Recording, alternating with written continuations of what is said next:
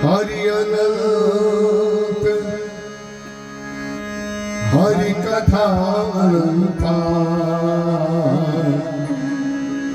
कहीं सुनहि बहु विधि सब संता राम अनंत अनंत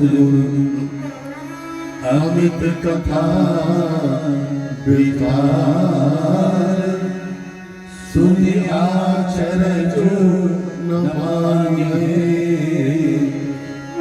निके विमल विचार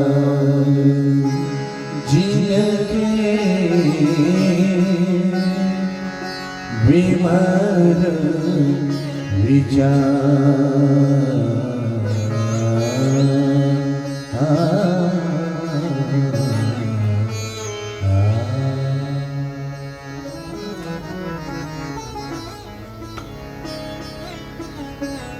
भगवान श्री रामचंद्र और अनंत करुणामयी उनकी अर्धांगिनी आह्लादिनी परम प्रिया माता श्री सीता जी हनुमान जी और गुरुदेव की महती कृपा के फलस्वरूप हमें और आपको ये सौभाग्य प्राप्त हुआ जब भगवान राधा कृष्ण जी, भगवान शिव, हनुमान जी महाराज और गणेश जी, भगवान राम, श्री सीता जी के मंदिर के पावन सानिध्य में और नर्मदा जी के पावन तट पर 7 दिन तक भगवान की कथा कहने और सुनने का सौभाग्य प्राप्त हुआ। हम जितने कारखानों में बिरला जी के प्रवचन कर चुके हैं उन स्थानों में सबसे अधिक शांति हमें यहाँ पर आकर के मिली। यहाँ के किसी भी कार्यकर्ता में, किसी अधिकारी में, किसी भी आयोजक में, किसी व्यवस्थापक में मानसिक विक्षेप हमें दिखाई नहीं दिया। ये अधिकारियों के लिए, कार्य करने वालों के लिए, सहयोगियों के लिए बहुत बड़ा अवार्ड है राम कथा के मंच से कि मेरी दृष्टि से आप लोग बहुत श्रेष्ठ श्रोता हैं और बहुत श्रेष्ठ व्यक्ति हैं। और एक बात मैं और आपको स्पष्ट बता दूं, मैं एक ही तरह की भाषा हर जगह नहीं बोलता और बना करके कुछ नहीं बोलता हूं, बनी बनाई कथा भी नहीं बोलता हूं। जब रामायण की चौपाइयां पढ़ता हूं तो ना जाने कितने भाव पढ़ते पढ़ते आते हैं कि ये बोल दूंगा, तो उसका जो अर्थ है मस्तिष्क में अंदर आता है। उसके बाद जब आपकी ओर देखता हूँ कथा शुरू करते समय, कल देखिए, अब पता नहीं वो आज आए कि नहीं आए, हमें तो नहीं दिख रहे हैं, श्री संजय सिंह जी और श्री नंदिता सिंह जी। देखिए आपका नाम हमने पढ़ा नहीं, हमें याद था और हमें कल बड़ा अफसोस हुआ। अफसोस इसलिए आप मत मानिएगा, हमें हुआ अफसोस। हम जब कथा शुरू करते हैं हमें याद ही नहीं रहता है, हम कथा में चले जाते हैं और ये पता ही नहीं होता है कि आज की कथा शुरू कहाँ से होगी और अंत कहाँ होगी, कि हमें कुछ पता नहीं होता। तो संजय सिंह जी और नंदिता जी का नाम जब मैं भूल गया, आरती के बाद याद आया, तो आपको प्रसाद की माला देते समय आपकी ओर देखने का मन नहीं हुआ। डर लग रहा था कि पता नहीं आप मुझे कैसे देखेंगे, क्योंकि हम जब किसी की ओर देखते हैं तो यह आशा करते हैं कि जैसे हम देखना चाह रहे हैं वैसे वो हमें देखे। या आपकी भी आशा होती होगी कि आप जिसको जिस तरीके से देखना चाह रहे हैं वो भी आपको वैसे ही देखे। तो डर के मारे कल मैंने आपकी ओर देखा भी नहीं, केवल हाथ में प्रसाद दिया और सीधे मुंह नीचे कर लिया। उसका कारण क्या गलती कर चुका था, लेकिन वो गलती नहीं थी, भाव में था। इतने प्रकार के अर्थ जो चौपाइयाँ पढ़ता हूँ उसमें होते हैं कि मन उसमें डूब जाता है और उसमें से कौन सा सिरा पकड़ में आएगा ये पता नहीं चलता। तो आज जिन्होंने पूजन किया, क्योंकि कल की गलती तो आज कर ली, वो आज की गलती कब ठीक करने का समय मिलेगा कुछ पता नहीं, ना हमें पता ना आपको पता। जो प्लेन उड़ गया ऊपर उसके बाद वो कहाँ लैंड करेगा इसका पता नहीं होता। मैंने उनको पहली बार देखा, श्री वैद्यराज भाकर जी और श्रीमती बिमला भाकर जी। हम आप सबसे एक निवेदन करते हैं, आप लोग इस कथा का फल मानिएगा और इस कथा की आपने दक्षिणा चढ़ा दी ये मानिएगा। और हम रामायण को स्पर्श करके कहते हैं कि आपको उसका फल मिलेगा कि रामायण का कम से कम एक दोहा रोज पढ़ा करिए। बाद में अगर कहेंगे तो कई बार लोगों को लगता है कि देर हो गई है, तो कई लोगों को चप्पलों की याद आती है, किसी को बस की याद आती है, किसी को प्रसाद की याद आती है, किसी को घर की याद आती है। तो हमने सोचा ये बात पहले कह दें ताकि पहले की बात ज़्यादा ध्यान से सुनी जाती है। आपको अनंत सुख मिलेगा और जीवन की जितनी ग्रंथियां हैं जिनको हम नहीं सुलझा पा रहे हैं वो सब सुलझ जाएंगी। और ये बात हम आपसे बहुत अधिकार पूर्वक कह रहे हैं क्योंकि इतने वर्षों से आते आते हमें संबंध की अनुभूति होती है। यहाँ आप लोगों को देख करके हमारी सेवा में रहने वाले Shri airport to airport Shri Premraj ji, हम इनके एक स्वभाव से बड़े प्रभावित हैं कि इनकी हैंडराइटिंग बहुत अच्छी है। क्योंकि महाराज श्री के पास जब मैं आया था तो मेरी बड़ी बहन थी घर में, उन्होंने मुझे लिखना सिखाया था जब मैं बहुत छोटा था। तो कई बार वो मेरी गलती पर कई बार प्रताड़ित भी करती थी। उसका फल ये हुआ कि बड़ा व्यक्ति प्रताड़ित करे तो आपके ऊपर कृपा कहीं न कहीं हो जाएगी, ये ध्यान रखिएगा। बड़ी बहन की प्रताड़ना का फल मुझे ये मिला कि महाराज श्री की मेरी एक परीक्षा जो है वो बिना कुछ करे पास हो गया। महाराज जी ने जब मुझसे पहला पत्र लिखवाया 2 साल के बाद करीब, तो मेरी हैंड राइटिंग से महाराज जी प्रभावित हो गए। तो महाराज जी ने कहा भाई तुम बड़ा अच्छा लिखते हो। तो मैं संकोच के कारण कोई बोला नहीं। मैं 3 प्रकार से लिखता हूँ। एक वो जो पेंटर लोग लिखते हैं ना बड़ा सुंदर, आजकल तो सब फ्लैक्स बनने लगे, पहले हाथ से पेंटर लिखता था बैनर। तो जो पेंटर हाथ से बैनर लिखता था वो बैनर लिखेगा तो बहुत अच्छा लिखता था, लेकिन बैनर का मैटर जब कागज पे लिखता है तो सबसे खराब हैंड राइटिंग उसी की होती है। जिन्होंने ये सब काम किए उन्हें पता होगा।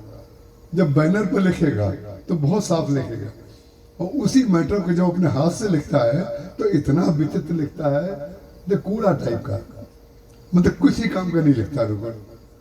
तो मैं एक तो कूड़ा टाइप का लिखता हूँ जो हमारा लिखा हुआ कई बार लोगों को समझ में ही नहीं आए क्या लिखा है, और एक सुलेख लिखता हूँ जो हमारी चिट्ठियां ना जाने कितने लोगों ने, जब आजकल तो ईमेल सब हो गया, उस समय महाराज जी के समय में चिट्ठी लिखता था कि क्या क्या व्यवस्था करनी है, महाराज जी कैसे आएंगे, कौन कौन से स्टेशनों से गुजरेंगे, तो लोग भोजन आदि बना के लेके आते थे, ये सब मेरी जिम्मेदारी थी। तो महाराज जी ने मुझे अपना सेक्रेटरी बनाया था और एक लेटर पैड छपा था कि आप तुम अपने नाम के आगे सेक्रेटरी लिख लो। तो ये महाराज जी ने मेरी पदोन्नति के लिए, मुझे प्रसन्न होने के लिए, ये सब आनंद देने के लिए करते रहते थे महाराज जी। और कई बार मंच से भी बोल देते थे ये हमारे सेक्रेटरी जी। तो ऐसी बातें ना जाने कितनी हैं जो महाराज जी ने प्रवचनों में कही हैं। कई बार लोग मुझे टेलीफोन पे कहते हैं आज महाराज जी ने आपका नाम लिया। तो हम नाम इसलिए ले लेते हैं कि जब हमें अपना नाम महाराज जी के मुख से सुन करके अनंत सुख मिलता है तो सबको अपना नाम सुन करके सुख मिलता ही होगा। और कहीं ना कहीं रिकॉर्ड हो जाता है नाम। तो आगे चल करके कभी किसी ने अगर अपना नाम सुना और ये संबंध कभी बाएं दाएं हुआ कुछ, तो परिणाम क्या होगा, उसको लगेगा कि वहां प्रवचन हुआ था तो मैंने नाम लिया गया था। इसलिए श्री प्रेमराज जी नायक हमारी सुबह से शाम तक सेवा करते रहे, हमें बहुत आशीर्वाद देता हूँ मैं। श्री उत्तम जी पुरोहित बड़े हंसमुख हैं, कहाँ बैठे हैं पता नहीं, आज अभी नहीं आए हैं, शायद बड़ोदरा चले गए किसी काम से, लेकिन बहुत नेक प्राणी हैं वो। श्री सुनील जी खरे हमारे नित्य श्रोता हैं, नर्मदा जी भी जाते हैं हमारे साथ। श्री विपुल जी पटेल, श्री प्रशांत महाराणा जी, और जो क्लब कमेटी है यहाँ की, जिनके नाम हमारे पास तक नहीं आ पाए या हमें नहीं ध्यान आए, सारी क्लब कमेटी को मैं आशीर्वाद देता हूँ। प्रत्यक्ष या अप्रत्यक्ष रूप से जो लोग भी इसमें बेटी पिंकल देखो बैठ करके जो काम मैं महाराज जी के लिए करता था, वो हमारे लिए वो कर रही है। हम बुक स्टॉल पे बैठते थे महाराज जी के, वो हमारे बुक स्टॉल पे। ये महाराज जी की कृपा देखिए, जिस बुक स्टॉल पे मैं बैठता था उस बुक स्टॉल पे उसको बैठा दिया, और जहां महाराज जी बैठते थे वहां मुझे बैठा दिया। ये गुरु और शिष्य का संबंध होता है। तुम्हारा फ्यूचर ब्राइट है, हो सकता है तुम भी किसी दिन आ जाओ, इसका कुछ पता नहीं है भाई, कौन सा वशिष्ठ कहाँ कहाँ पहुंच जाएगा कुछ पता नहीं है। और हमारे नर्मदा जी के परम भक्त श्री नवीन चंद जी बहुगुणा, मीनाक्षी जी बहुगुणा, उनको मेरा बहुत बहुत आशीर्वाद। श्री संजय जी और नीलम जी, ये हमारे बहुत भावनात्मक निकट संबंधी हैं, हमारा गुरुदेव के नाते उनसे संबंध है। श्री विप्लव जी चक्रवर्ती बीच में 2 दिन कहीं चले गए थे, नंदिनी जी ने मुझे आगे बता दिया था कि हम 2 दिन गैर हाजिर रहेंगे। ये बहुत अच्छा किया, क्योंकि जो सामने वाला श्रोता चला जाए तो हमें लगता है कुछ गड़बड़ तो नहीं कर दिया हमने। हमें दोष केवल अपना दिखता है, विचित्र बात, हमें दोष कभी किसी का नहीं दिखता। ये दिखता है मुझसे कोई गलती तो नहीं हो गई, किसी कारण पूरा तो नहीं मान गए, कहीं चले गए लेकिन आ गए। श्री राजेंद्र जी परिहार, पहली बार से लेकर के उसी तरह मुस्कुरा करके कथा सुने हैं, जिसकी कथा में पूरे समय स्माइलिंग फेस बना रहता है, वो है हमारे राजेंद्र जी। भगवान आपकी ये स्माइलिंग बनाए रखे। श्रीमती हेमा परिहार, श्री बीनू भाई घोरी जी, आपको भी हम हमेशा देखते हैं, आपको टोपी लगाए देखते देखते आपको प्लांट में देखा तो पहचान ही नहीं पाया, क्योंकि चेहरा बन गया तो टोपी वाला। तो श्री बीरेश जी, हिरेमठ जी, श्रीमती अनीता जी, और जितने श्रोता यहाँ पर बैठे हैं, जो बस से आते हैं, जो पैदल आते हैं, उन सबके प्रति मेरी बहुत बहुत मंगल कामना और आशीर्वाद। आपको भगवान के चरणों में प्रेम बढ़े, आपके जीवन में आनंद बढ़े। कोई असंतोष मत करिएगा। अगर असंतोष हम करने लगे तो हम बता दें, हमारे पास ऑथेंटिक असंतोष करने के कारण हैं।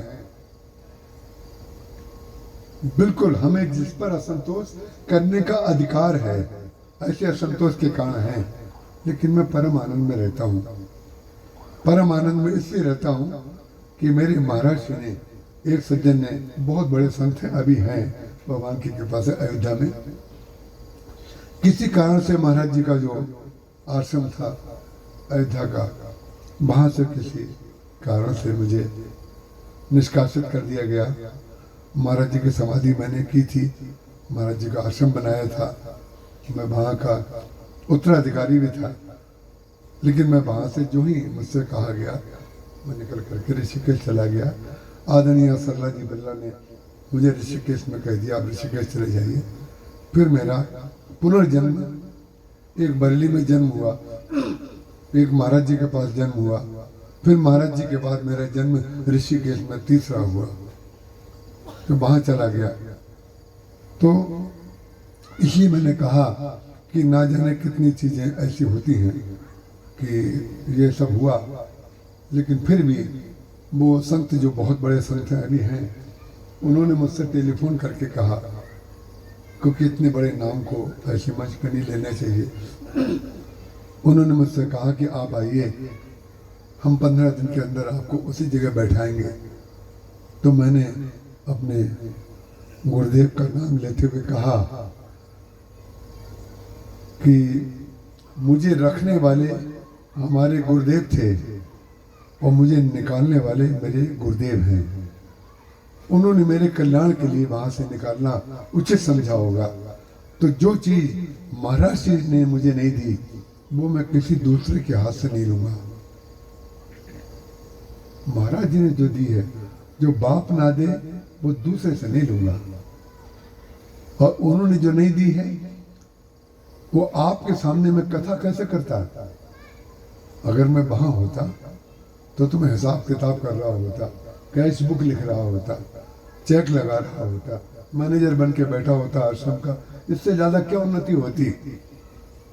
महाराज जी ने अपने कथा की व्यासपीठ पर बैठा दिया, इसलिए उन्होंने निकाला वहाँ से।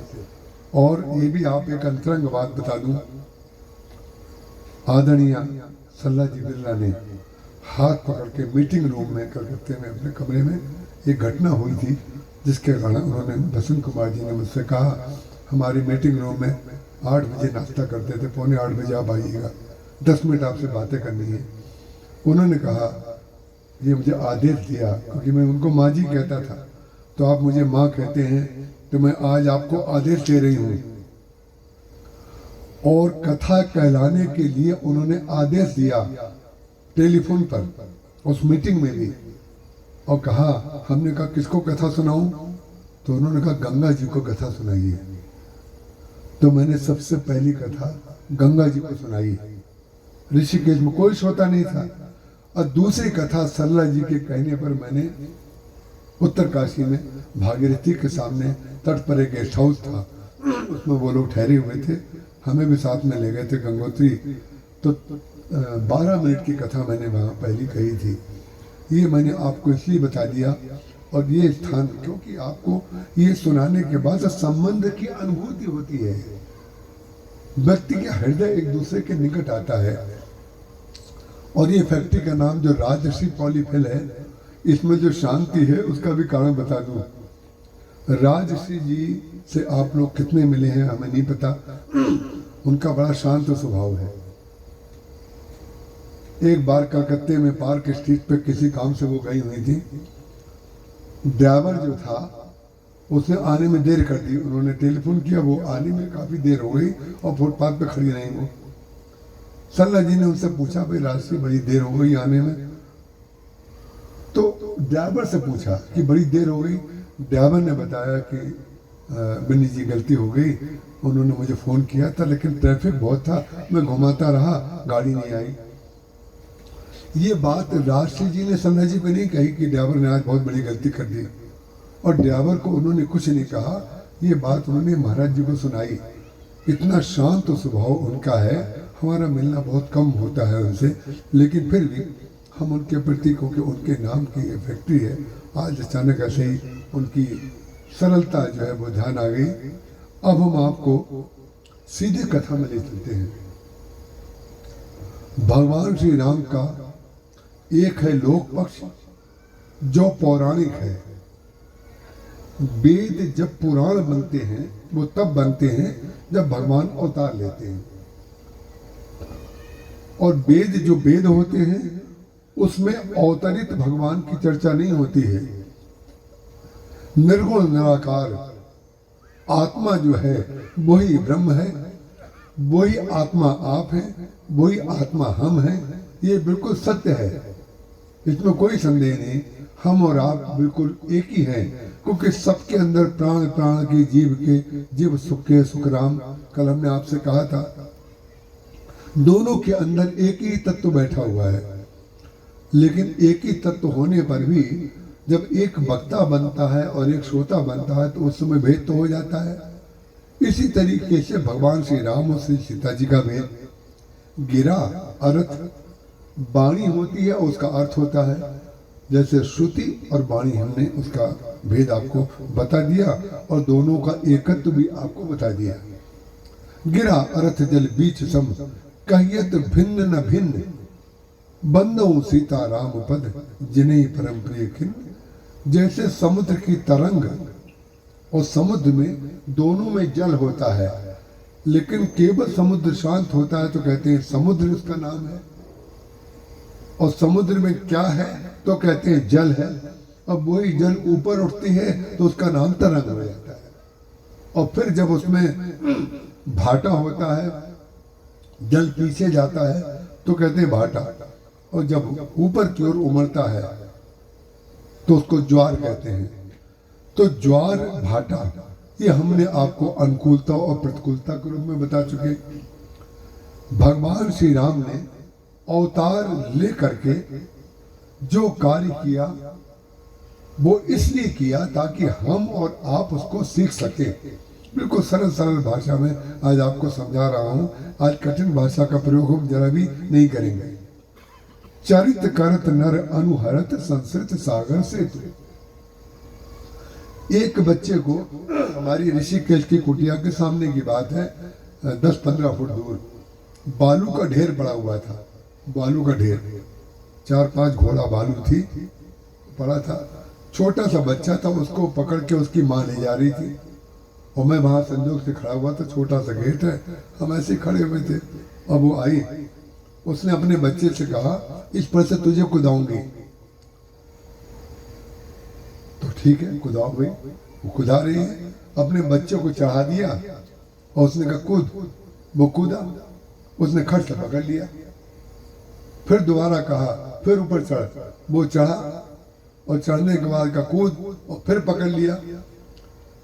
और जब उसने तीसरी बार कहा कि चढ़ और कूद, और जहां वो कूदा तो उसने हाथ हटा लिया, उसने नहीं पकड़ा, वो गिर पड़ा।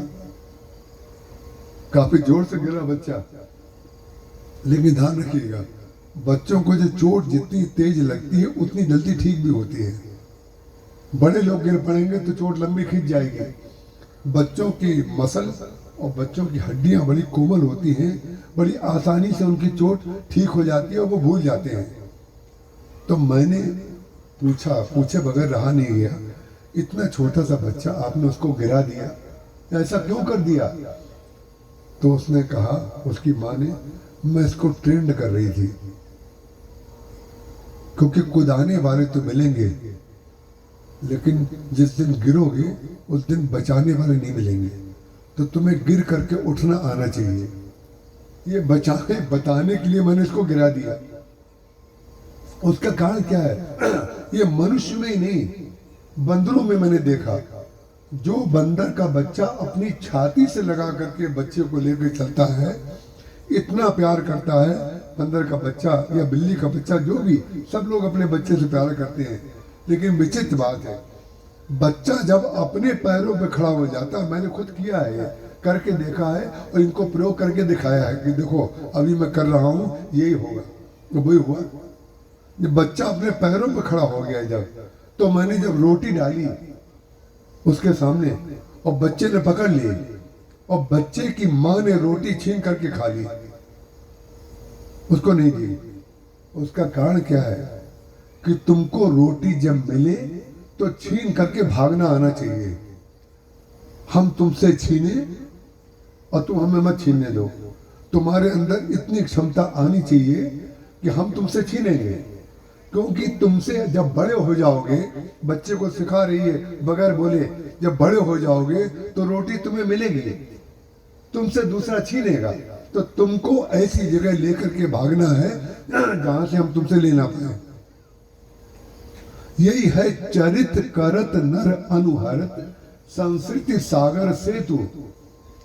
भगवान राम ने ऐसा चरित्र करके दिखाया ताकि आपके जीवन में वो समस्या आए तो उसका निराकरण निकालना आप सीख लें।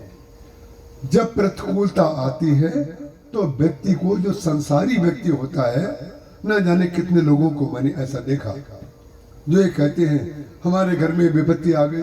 अरे एक तो हमारे बहुत निकट महिला है, बहुत निकट, बड़ी भारी पदाधिकारी हैं, तो एक बच्चा उनके यहाँ भयंकर बीमार पड़ गया, कोमा में चला गया। जरा सा 7 साल की 6 साल की बच्ची है, ना जाने क्यों चली गई, कुछ पता नहीं है, कोई कारण नहीं, केवल इस नदी में नहाने गई थी अपनी माँ के साथ या किसी पिकनिक वगैरह में नहाई, और जब लौट के आई उसको याद नहीं रहे मैं कौन हूँ। मम्मी भी ना बोल पाए, पापा भी ना बोल पाए, चली गई, घर पे रही। एक दिन बुखार रहा, भोपाल में भर्ती कराया गया। तो कई बार ऐसा होता है को इतनी ज़्यादा वो हो गई, ना पहचान पाए ना कुछ पाए, तो कोमा में चली गई। उसको बड़े इंजेक्शन वगैरह लगे, तो उनके परिवार के किसी व्यक्ति के मुंह से निकल आया, अगर इसको कुछ हो गया, हालांकि ऐसे शब्द निकलते होता नहीं है, ऐसा कुछ हो गया तो हमारी भगवान के प्रति श्रद्धा कम हो जाएगी। ऐसा जब उन्होंने कहा तो मैंने उस बच्ची के लिए अनुष्ठान करवाया,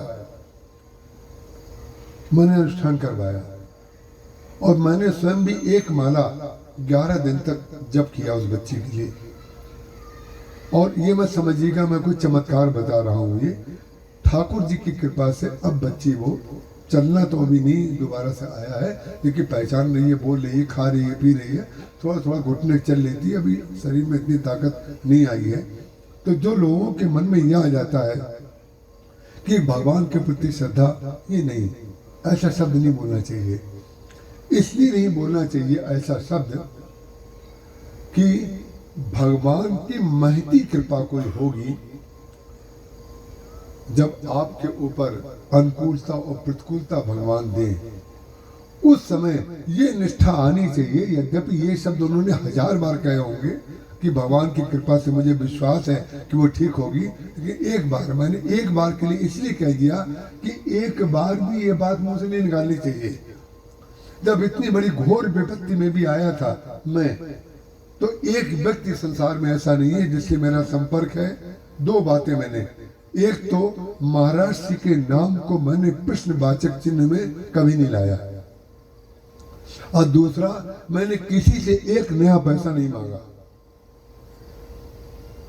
कोई व्यक्ति नहीं कह सकता, हमारे पुराने से पुराने लोगों में भी, निकट से निकट रहने वाले लोगों में भी मैंने कभी किसी से याचना नहीं की है, ना व्यवस्था के लिए और ना अपने लिए, याचना नहीं करता हूँ। लेकिन याचना ना करने वाले व्यक्ति के द्वारा भगवान ने ऐसे ऐसे कार्य कराए कि बड़े बड़े समृद्ध लोग भी महाराज उस कार्य को नहीं कर पाएंगे। उसका कारण क्या है? जब हम भगवान पर आश्रित हो जाते हैं तो हमारा कार्य भगवान का कार्य हो जाता है, हमारा कार्य नहीं रह जाता है। और भगवान का स्वभाव कैसा है? जब भगवान का विवाह हुआ, भगवान का विवाह होने के बाद गोस्वामी तुलसीदास जी महाराज ने लिखा, मुदित अवधपति सकल सुत, चारों पुत्रों का विवाह हो गया, राम, भरत, लक्ष्मण और शत्रुघ्न का। चारों वधुएं आ गई, सीता जी, मांडवी जी, उर्मिला जी और श्रुतकीर्ति जी। मुदित अवधिपति सकल सुत, बधुन समेत निहार, जन पाए महिपाल मणि, क्रियन सहित फल चार। ये दोहा लिखा हुआ है जिसका अर्थ आमतौर पर लोगों को अभी समझ में नहीं आया होगा, और जिनको आया हो उसका अर्थ बता देता हूँ। दशरथ जी महाराज अपने 4 पुत्र और चारों पुत्र वधुओं को देख करके बड़े प्रसन्न हैं। और ये 4 पुत्र कौन हैं, इसके लिए शोध करना पड़ता है, पढ़ना पड़ता है, और बताया इसलिए जाता है ताकि आपसे भविष्य में कोई पूछे तो आप बता सके। इसका तात्पर्य है भगवान राम जैसे अर्थ, धर्म, काम, मोक्ष, आपने 4 शब्द निश्चित रूप से सुने होंगे। ये जो 4 पुत्र हैं दशरथ जी महाराज के, ये 4 पुरुषार्थ हैं। सबसे उच्च कोटि का जो पुरुषार्थ है, जो मोक्ष पुरुषार्थ है, उनका नाम है राम। और धर्म पुरुषार्थ जो है वो है भरत जी महाराज, और काम पुरुषार्थ जो है वो लक्ष्मण जी महाराज हैं, और अर्थ पुरुषार्थ जो है वो शत्रुघ्न जी हैं। ये 4 भाई हो गए। अब 4 पुरुषार्थ अर्थ, जो कल हम आपसे कह रहे थे, भरत जी महाराज ने कहा अर्थ न धर्म न काम रुचि, गति न चाहो निर्वाण, जन्म जन्म रति राम पद, ये वरदान न आन। ये वही अर्थ धर्म काम मोक्ष है। तो ये अर्थ धर्म काम मोक्ष ये व्यक्ति का पुरुषार्थ होता है। व्यक्ति को अर्थ भी चाहिए, पैसा भी चाहिए, उसके द्वारा वो धर्म भी करता है, वो विवाह करता है, उसको संतान पैदा करना है, सृष्टि का विस्तार करना है, घर का वंश का विस्तार करना है, तो काम का भी आश्रय लेता है। अर्थ धर्म काम, और फिर वही जो मैं कल कह रहा था, कर्म संन्यास योग। कर्म कितना भी करिए, अंत में कर्म संन्यास में आपको स्थित होना पड़ेगा। इसको कहते हैं मोक्ष, भगवान राम को पाना, उनको पाना। लेकिन इन चारों भाइयों को पाने की विधि क्या है? आपको लग रहा होगा शुरू में तो कह रहे थे बड़ी सरल शब्द में बोलेंगे, और फिर चले गए भाई नहीं गए हैं। बिल्कुल अभी तक मैं जहां तक समझ रहा हूं, मैंने बिल्कुल सरल सरल शब्दों में कहा है। किसी को कठिन लगे तो हाथ उठाइएगा, फिर मैं नीचे उतर आऊंगा। लेकिन अभी तक मैंने कठिन नहीं किया है। अर्थ धर्म काम और मोक्ष ये 4 पुरुषार्थ हैं। व्यक्ति भगवान जब अवतरित होते हैं उनको भी उसकी आवश्यकता होती है, और व्यक्ति का जो जन्म होता है उसको भी इसकी आवश्यकता होती है। यहाँ तक समझने में जरा भी कोई दिक्कत नहीं होनी चाहिए। लेकिन अर्थ धर्म काम और मोक्ष की क्रिया क्या है? किस क्रिया के द्वारा अर्थ धर्म काम मोक्ष को पाया जाए, इसको लेकर के समाज में बड़ा मति भ्रम है। लोग नए नए दर्शन क्रिएट करते रहते हैं, बनाते रहते हैं। आपने ना जाने कितने दार्शनिकों का नाम सुना होगा, पढ़ा होगा। वो तो दार्शनिक थे, लेकिन कुछ वर्तमान लेखक ऐसे जन्म ले चुके हैं जिन्होंने महाभारत पर, गीता पर और कुछ तो रामायण पर भी लिखते हैं।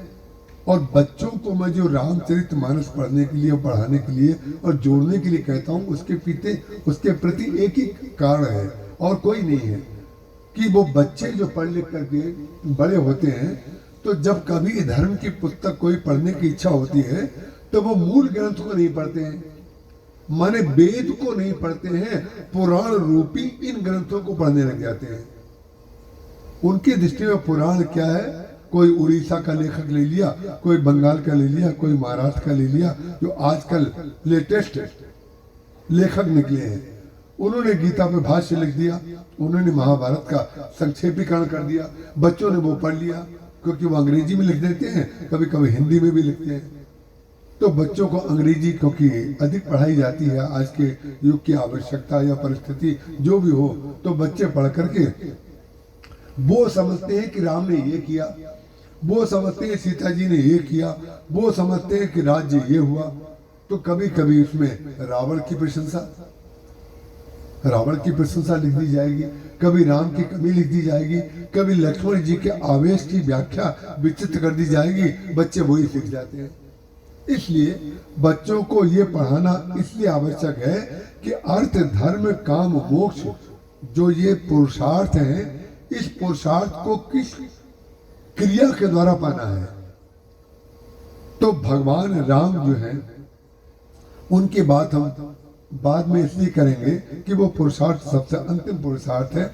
सबसे छोटा पुरुषार्थ जो शत्रुघ्न जी हैं, वो है अर्थ पुरुषार्थ। तो अर्थ को पाने की क्रिया संसार के लोग जो बताते हैं, जो पिंजरे में फंसा करके बाहर से ताला बंद कर देते हैं, वो क्या कहते हैं? अधिक पुरुषार्थ करो, अधिक लोग पैदा करो, और कमाओ और कमाओ और कमाओ। और कमाओ का हम खंडन नहीं करते हैं, ध्यान रखिएगा। हम तो स्वयं बहुत बड़े पुरुषार्थवादी व्यक्ति हैं, हम खाली बैठते ही नहीं हैं। ये मत समझिएगा कि हम कोई आलसी निकम्मे व्यक्ति हैं, हम आपको पलायन बात सिखा रहे हैं। पुरुषार्थ करना तो हम, अब कोई मेरे पास आए और 5-7 दिन रह जाए मेरे साथ, उसकी कमर टेढ़ी हो जाएगी काम करते करते। उसका कारण क्या है? हम इतना कार्य करते हैं कि आपको विश्वास ही नहीं होगा। हमारा अधिकांश लेखन जो है वो रात को होता है। जब नींद खुल जाती है तो दोबारा से मैं सोता नहीं हूं। मैंने पहली बार ये बात कल इनके सामने सुबह घूम रहा था तो मैंने कहा कि पहली बार ऐसा हुआ है कि यहाँ पर आकर के मैं पूरी नींद सोया हूँ पूरे जीवन में। उसका कारण क्या है? बहुत प्रोजेक्ट था हमारे जीवन का कोई, वो हमने अभी थोड़े दिन पहले पूर्ण किया। उसको करने के बाद मुझे इतनी सुख, उसके बाद पहली बार यात्रा मैंने यही की है। यहाँ की यात्रा की तो मैंने निर्णय कर लिया, भगवान से कहा प्रभु थोड़ी ठीक से सुला दीजिए, अब रात को 3 बजे नींद ना खुले, इतना कृपा करिएगा। तो प्रभु ने जो है वो ऐसी कृपा की कि मेरी नींद 5 बजे 5:15 बजे खुलती थी और मैं आराम से सो लेता था। तो ये मैं कह रहा हूँ कि जो अर्थ पुरुषार्थ है वो आप उसको खूब घोड़े की तरह पुरुषार्थ करिए। घोड़े की तरह पुरुषार्थ का प्रतीक घोड़ा होता है, ध्यान रखिएगा। ज्ञान का प्रतीक हाथी होता है, पुरुषार्थ का प्रतीक घोड़ा होता है।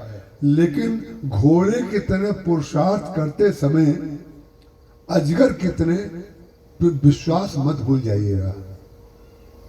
सर्प जो अजगर होता है कितना लंबा होता है, और गर्मी के समय केवल सर्प निकलता है। कोई नहीं कह सकता हमने सर्दी में सर्प देखा है। तो ये बताइए, जब सर्दी के समय सर्प नहीं देखा है और गर्मी के समय सर्प दिखाई देता है, जो गर्मी पड़ती है तो सर्प अंदर से निकलता है और निकल करके क्या करता है, वो ना जाने कितने मेढक या चूहे जो भी उसका खाद्य पदार्थ हो उसको पकड़ पकड़ करके मार मार करके खाता भी है और बिल में ले जाके एक आध को रख भी देता है। क्यों? क्योंकि उसको थोड़े दिन के पुरुषार्थ को पूरे साल भर चलाना है। कई महीनों तक सर्प जो है अंदर रहता है, कुछ नहीं करता। आपको सर्दी में, इतनी सर्दी में कहीं सर्प दिखाई नहीं पड़ेगा। तो ये बताइए, जब सर्प दिखाई नहीं पड़ रहा है तो उसको खाना कहां से मिल रहा है? कैसे आजीविका उसकी चल रही है? लेकिन अंदर जाकर के विश्वास के सहारे उसको ईश्वर ने ऐसी शक्ति दी है कि कम खा करके वो पूरे साल भर तक अपना शरीर चला लेगा। और विश्वास के सहारे एक गोला मार करके, क्योंकि सांप को इतना लंबा छेद तो कभी मिलेगा नहीं और बाहर रहेगा तो लोग मार देंगे। तो ईश्वर ने रचना कैसी की है कि उसका शरीर ऐसा हो जाता है कि वो गोल हो जाता है। अंदर गया बिल में, और बिल में जाने के बाद अपने शरीर को ऐसे ऐसे समेटेगा और बिल्कुल छोटे से छेद में रह जाएगा। पुरुषार्थ घोड़े की तरह करिए और विश्वास अजगर की तरह करिए कि हमने पुरुषार्थ किया। और जो पुरुषार्थ करते समय लोभ का आश्रय लेगा, पुरुषार्थ की क्रिया संसार में जो बताई जाती है वो लोभ बताई जाती है कि लोभ के द्वारा हम अर्थ की सिद्धि करेंगे। लेकिन पुरुषार्थ की क्रिया, शत्रुघ्न जी महाराज लोग अर्थ पुरुषार्थ है। लेकिन ध्यान रखिएगा, उनकी पत्नी जो श्रुतकीर्ति जी हैं वो लोभ क्रिया नहीं है जो संसार में बताई जाती है। तो लोभ क्रिया नहीं है तो कौन सी क्रिया है? बोले लाभ नहीं, दान क्रिया। दान क्रिया है वो श्रुतकीर्ति जी। और दान का तात्पर्य ये नहीं है कि आप पैसे दूसरे को दे दें या फिर दूसरों को पेट भरें और अपना भूखे रहें, ऐसा नहीं है। दान क्रिया का तात्पर्य केवल दे देना नहीं है। दान क्रिया का तात्पर्य जितना खाइए उसका कुछ प्रतिशत बोने के लिए बीज के रूप में जरूर रखिए। ये दान क्रिया की व्याख्या है। लोग दान का मतलब समझते हैं हम दान की महिमा इसलिए कह रहे हैं कि हम जब कथा पूरी करें तो आप हमें दे दीजिए। ये सब व्यर्थ की बातें हैं, ये सब लोभ की बात आप लोभ के द्वारा कहेंगे तो किसी के गले में नहीं उतरेगी।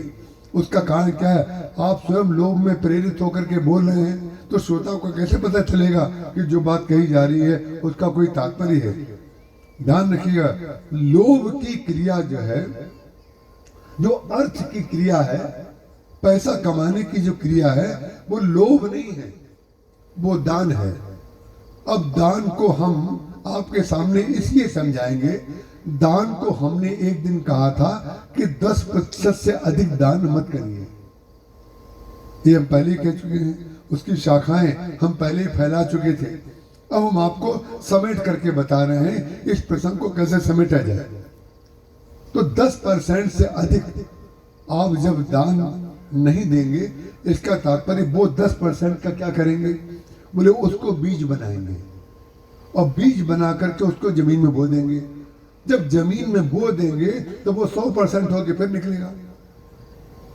यही है, लोभ की क्रिया नहीं है। बोले दान है दान। बोले अर्थ की क्रिया जो श्रुत कीर्ति है वो दान क्रिया है, वो लोभ क्रिया नहीं है। तो ये अर्थ की क्रिया को हमने आपके सामने स्पष्ट कर दिया कि अर्थ को कमाने की विधि लोभ ना हो करके अर्थ को कमाने की विधि दान है। और दान का तात्पर्य बीजारोपण है।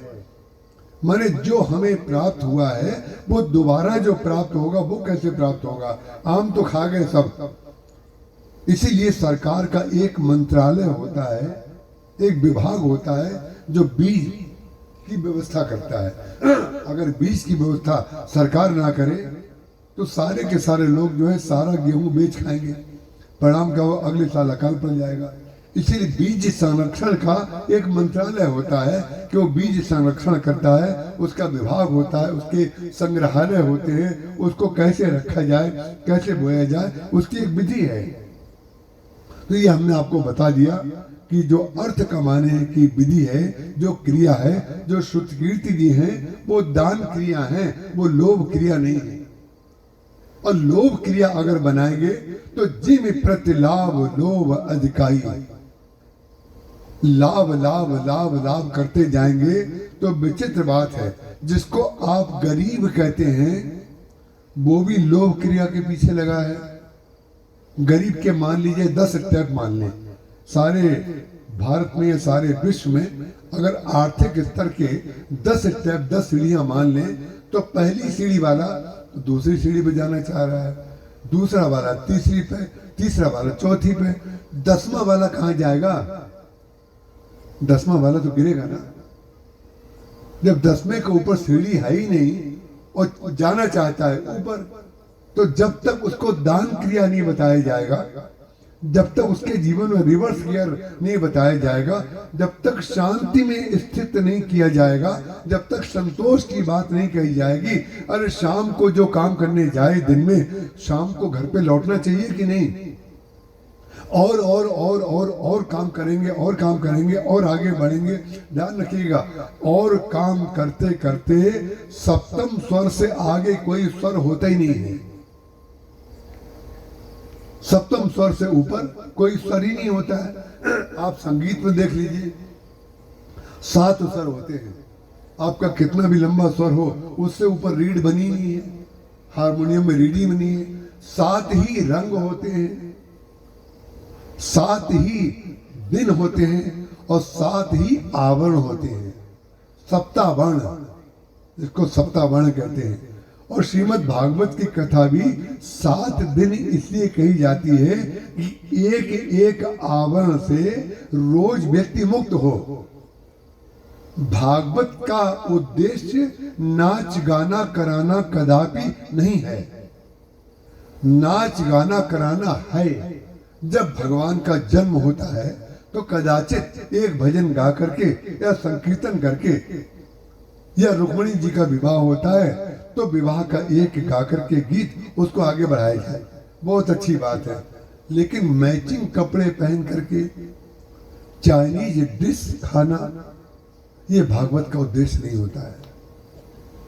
अगर आपका ध्यान इसी पे चला गया कि टेलीफोन भागवत कराने से पहले आप ग्रुप बना लें और ग्रुप में मैसेज जाए कि इस दिन कौन से कपड़े पहने जाएंगे, इस दिन कैसे रंग का पहना जाएगा, उस दिन कौन सा डांस होगा, कौन गाएगा, कैसा नृत्य होगा, तो परिणाम क्या होगा?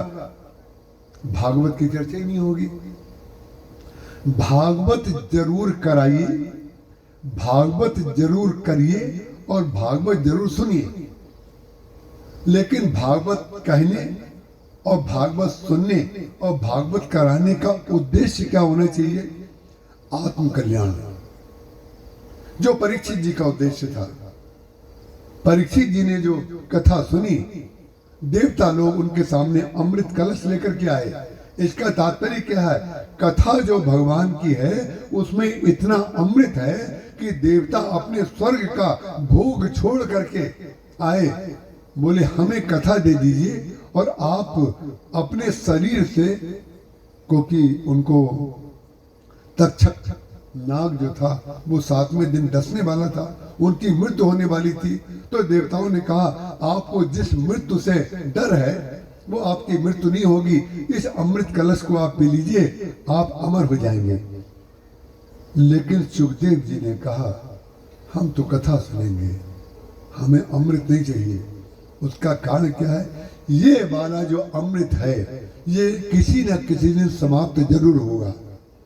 स्वर्ग के जितने देवता हैं वो किसी न किसी धर्म को करके ऊपर गए हैं, और धर्म जिस दिन उनका जितना धर्म किया होगा उसकी रेखा जिस दिन समाप्त होगी उस दिन फिर जन्म हो जाएगा, उनका जन्म होगा और फिर वही जन्म मरण के चक्कर में पड़ेंगे। लेकिन कथा सुन लेंगे। संसार में बड़ा भारी ये भ्रम फैला हुआ है कि वो अपनी मृत्यु से बचने के लिए कथा सुन रहे थे। वो मृत्यु से बचने के लिए कथा नहीं सुन रहे थे, मृत्यु से बचने के लिए कथा सुन रहे थे। परीक्षित जी ये तो सुनी सुनाई बातें हैं, और जब किसी ने कहा हमने सुन लिया, विश्वास कर लिया। यदि अपनी मृत्यु से बचने के लिए वो कथा सुन रहे होते तो जो देवता लोग अमृत कलश लाए थे उसको ले लेते, पी लेते। नहीं, उन्होंने कथा सुनी सुखदेव जी महाराज से। वेद ने कथा सुनी कही और लोक ने कथा सुनी। वेद ने कथा सुनी, जो वेदज्ञ हैं, जो ज्ञानी हैं, जो शरीर से ऊपर उठे हुए हैं, साक्षात आत्म रूप हैं सुखदेव जी महाराज, जिन सुखदेव जी का जन्म होते ही बहुत दिनों तक वो अपनी माँ के उदर में रहे। लेकिन जो ही उनका जन्म हुआ तो जन्म लेते ही वो निकल के भागे। निकल के जब भागे, क्योंकि उनको इस शरीर से कोई लेना देना नहीं था। जब व्यास जी महाराज उनके पीछे पीछे दौड़े, बेटा बेटा बेटा, लेकिन बेटा कहाँ रुके? विचित्र बात है, बेटा नहीं रुक रहा है, जा रहा है दौड़ करके। स्त्रियां स्नान कर रही थी सरोवर में, स्त्रियां और नवयुवतियां, शब्द नवयुवतियां स्त्रियां स्नान कर रही थी। और जो नवयुवक छोटा सा बालक, लेकिन वो बड़े होकर के जन्म उन्होंने लिया था, जो दौड़ सकते थे, चल सकते थे, जा रहे थे। तो वो स्त्रियां जैसी स्थिति में थी, उन्होंने अपने ऊपर आवरण नहीं डाला, आवरण नहीं डाला, उनसे अपने को छुपाया नहीं। लेकिन व्यास जी महाराज जब उनके पीछे दौड़ रहे थे, उनके पिता, जब उन्होंने कहा जहां वो निकले तो उन स्त्रियों ने अपने शरीर को ढक लिया। जब ढक लिया तो व्यास जी ने उनसे पूछा, आप एक बात बताइए, हमारा पुत्र युवक है, आप युवतियां हैं, आप स्नान कर रही थी, और जब वो निकला तो आपने अपने शरीर को नहीं ढका, और मैं जब निकल रहा हूं तो आप अपने शरीर को ढक रही हैं, उसका कारण बता दीजिए। देखिए, लोक और वेद को सिद्ध करने वाली स्त्रियों ने, जो वेदज्ञ है, जो इतने पुराणों का रचयिता है, उसको अशरीरी बना दिया। अशरीरी किसने बना दिया? जो शरीर थे। उन स्त्रियों ने कहा, बोले हम में और हमारे बेटे में अंतर क्या है, ये तो बताइए आप लोग।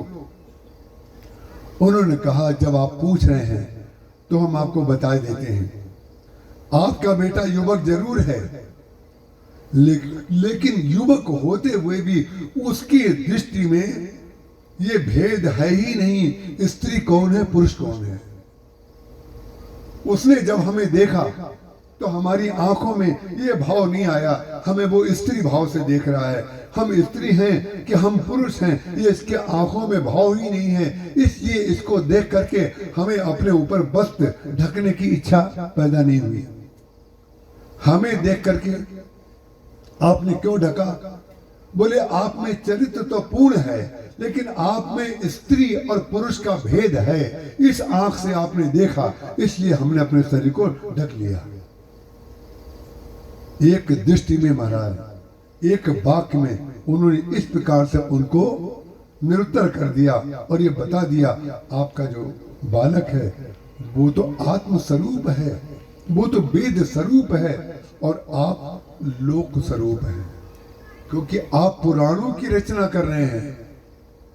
आपने वेद का भाष्य किया है पुराण, तो पुराण का जब लेखन कोई करेगा, भगवान के अवतार का लेखन करेगा, भगवान की लीलाओं का चरित्र का वर्णन करेगा, तो उसके अंदर अद्वैत भी होगा, द्वैत भी होगा, द्वैता द्वैत भी होगा और विशिष्टा द्वैत भी होगा।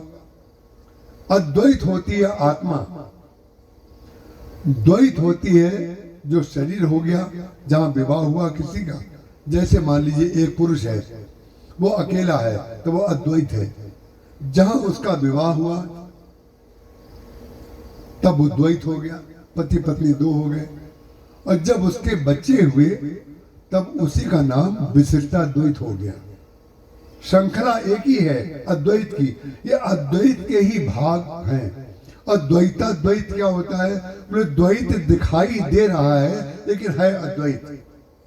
गिरा अरथ जल बीच सम कहियत भिन्न न भिन्न, बंदो सीता राम बल जिन्हें परम प्रिय खिन्न। बोले जल और तरंग, वाणी और अर्थ अलग अलग दिखाई दे रहे हैं लेकिन ये है नहीं, तो ये सबके विभाग अलग अलग बताए गए। तो बोले लोभ की जो क्रिया है, जो अर्थ की क्रिया है, वो लोभ ना होकर के दान है। अब दूसरे आए काम पुरुषार्थ।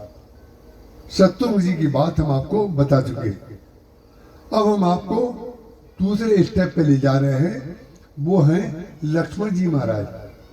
वो है काम पुरुषार्थ। विवाह के पश्चात जब व्यक्ति काम का आश्रय लेता है, जिससे संतान की उत्पत्ति होती है, उसको काम कहते हैं। तो काम पुरुषार्थ को संसार में काम की क्रिया को कहते हैं भोग, कि काम जो है उसकी क्रिया भोग है। लेकिन काम की क्रिया भोग नहीं है। काम की क्रिया भोगी व्यक्ति उसको भोग बताता है। जो भोगी है वो व्यक्ति उसको भोग बताता है, कि काम की क्रिया भोग ना हो करके काम की क्रिया योग है। योग, अगर योग न होती, अगर योग ना होती, तब जब उर्मिला जी लक्ष्मण जी से अलग हो रही हैं, जब लक्ष्मण जी भगवान राम के श्री सीता जी के साथ वन को जा रहे हैं, यदि काम पुरुषार्थ की क्रिया भोग होती तो उसके अंदर लक्ष्मण जी के प्रति क्या भाव आता? क्योंकि जब भोग क्रिया है तो जब पति जा रहा है तो स्त्री अकेले रह जाएगी। लेकिन अगर योग क्रिया ना होती उर्मिला जी, उनका योग अपने पति के प्रति है, और अपने पति के प्रति इसलिए योग है कि उनका योग राम के प्रति है। ये योग क्रिया है।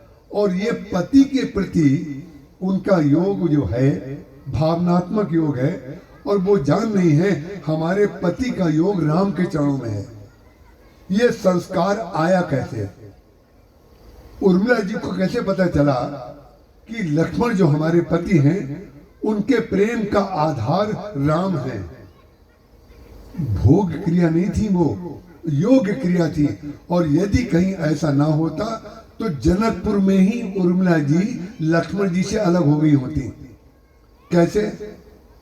जब भगवान का विवाह हुआ तो वेद रीति से मंत्र पढ़े गए और लोक रीति से ढोलक बजा करके जो गीत गाए गए वैवाहिक गीत हैं, और जेवत दही मधुर दुनिगारी ले ले नाम पुरुष और नारी। एक दिन हम आपके सामने कहा था ये वेद और लोक की रीति निर्माण हुई। अब एक लोक रीति ऐसी होती है जिसको कहते हैं कोहबर।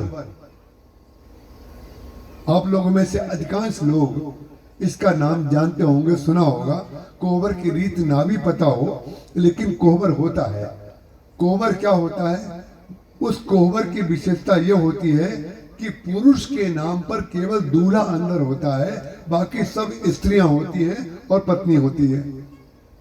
और स्त्रियां वो होती हैं जो उस वधू की सखियां होती हैं, निकटतम सखियां जो होती हैं वो होती हैं, और जो दूल्हा है अकेला वो होता है। तो यहाँ पर जब 4 दूल्हे हैं तो 4 पत्नियां हैं, 8 लोग तो वो हो गए, और बाकी जो 4 स्त्रियां हैं, बहुएं हैं, उनकी जो सखियां हैं वो बहुत सी इकट्ठी थी। तो विवाह होने के पश्चात उसमें पुरुष कोई नहीं जाता, उसमें बहुत दूर तक जो है कोई पुरुष नहीं जा सकता।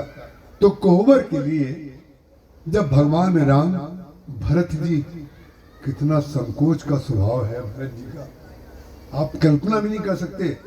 भरत जी महाराज भगवान राम की ओर आंख उठा करके कभी उत्तर ही नहीं देते हैं। वो चरण के अलावा कुछ देखते ही नहीं है। केवल चरण। इतने शीलवान भरत जी महाराज, वो भी जा रहे हैं कोहबर में। और कोहबर का अर्थ होता है, कोह माने क्रोध, बर माने दूल्हा। जहां पर दूल्हे को क्रोध दिलाया जाए उसका नाम है कोहबर। और क्रोध दिलाने का ये जो नेग होता है वो क्यों होता है? आज भी ऐसी क्रियाएं होती हैं, कहीं चप्पल चुराई जाती है, कहीं कुछ चुराया जाता है, विचित्र विचित्र तरह की क्रियाएं होती हैं। भगवान राम भी जब विवाह होकर के आए तो स्त्रियों के जो नेम होते हैं, जो कार्य होते हैं, वो कौशल्या जी ने, सुमित्रा जी ने और कैकेयी जी ने किए। और भगवान राम मुस्कुरा करके उसको देख रहे हैं। इसका वर्णन रामचरितमानस में आप पढ़ेंगे तो मिलेगा, लेकिन हम तो संक्षेप में, क्योंकि कथा पूर्ण करनी है। जब कोहबर में गए तो कोहबर में जाने के बाद भगवान राम शीलवान, वो किसी दूसरे की स्त्री की ओर तो कभी देख नहीं सकते, वो तो ऐसे बैठे हुए हैं। और भगवान राम जब बैठे हैं तो भरत जी तो और भी नीचे मुंह करके बैठेंगे कि लक्ष्मण जी तो लेकिन नीचे मुंह करना जानते नहीं है। उन्होंने तो लक्ष्मण जी की ट्रेनिंग ही नहीं हुई है नीचे मुंह करने की, उनका तो हमेशा तना रहता है ऊपर चेहरा। वो बैठे हुए हैं, शत्रुघ्न जी महाराज भी बैठे हुए हैं। उसके बाद लह कौरी गौर सिखाव राम सन सारद कहे। अब प्रश्नोत्तर होता है। प्रश्नोत्तर में क्या होता है? उसमें भगवान राम को क्या उत्तर देना है जो स्त्रियां प्रश्न करेंगी। और स्त्रियां प्रश्न जो करती हैं वो ऐसे ऐसे विचित्र प्रश्न करती हैं कि अगर कभी एक दिन इसी पर कथा अगर हो जाए तो 2-4 गीत हम छेड़ सकते हैं और आपको खूब आनंद दे सकते हैं कि स्त्री क्या पूछ रही है और भगवान राम क्या उत्तर दे रहे हैं। कैसे विचित्र विचित्र। एक स्त्री ने तो ये भी पूछ लिया था कि एक बात बताओ, भगवान राम से पूछ रही है, हमने सुना है कि माता पिता जब गोरे होते हैं तो संतानें भी उनकी गोरी होती हैं। दशरथ जी भी गोरे, कौशल्या जी भी गोरी, तुम करिया कहां से पैदा हो गए? ऐसा संसार में कहीं हुआ है कि दोनों माता पिता गोरे हो, उनका बच्चा काला पैदा हो? जो इतिहास को तुमने बदल दिया, ये इतिहास को बदलने वाले केवल तुम ही आए हो यहाँ। अब सोचिए, जब भगवान राम से ये कहा जा रहा होगा तो लक्ष्मण जी की भौहें कैसी तन गई होंगी, आप उसकी कल्पना कर सकते हैं। लक्ष्मण जी ने क्या उत्तर दिया, अभी उसको हल्का सा डाइवर्ट कर देते हैं। उसका कारण क्या? समय सुहावनी गहरी विराजा। समय के अनुसार बात करनी चाहिए। जो हम समय अभी संगीत का उपयोग नहीं कर रहे हैं, जब तक नहीं कर रहे हैं तब तक नहीं कर रहे हैं। मूड आ जाएगा तो हो सकता है कर भी दें, कुछ पता नहीं। हमारा मन का कुछ पता नहीं, किस समय शुरू कर दें, उनसे कह दें आ जाओ। लेकिन जो करेंगे वो रामायण नहीं करेंगे। तो एक सखी ने लहकौरी गौर सिखाव रामई,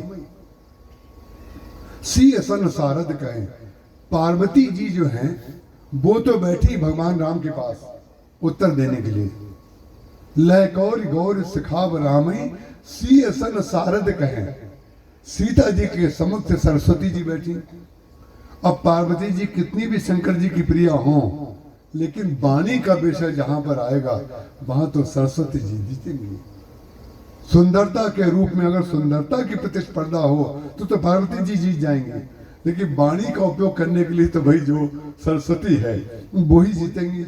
लय कौर गौर सिखाव रामी सी सन सारद कहे। तो भगवान राम से पूछा गया।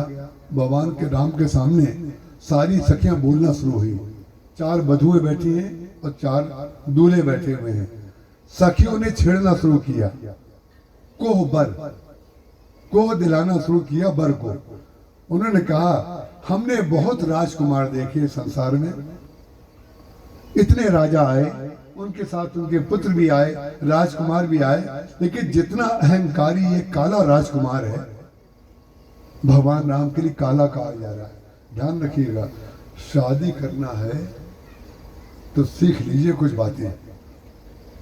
और जो लोग मुंह फुलाने के बाद, कुछ लोगों का हमने देखा है, उनको कितनी हंसी दिलाओ, उनको हंसा ही नहीं सकते आप। वो मुंह ऐसा कुप्पा लेके बैठते हैं जैसे हमने उनसे कोई लोन लिया है।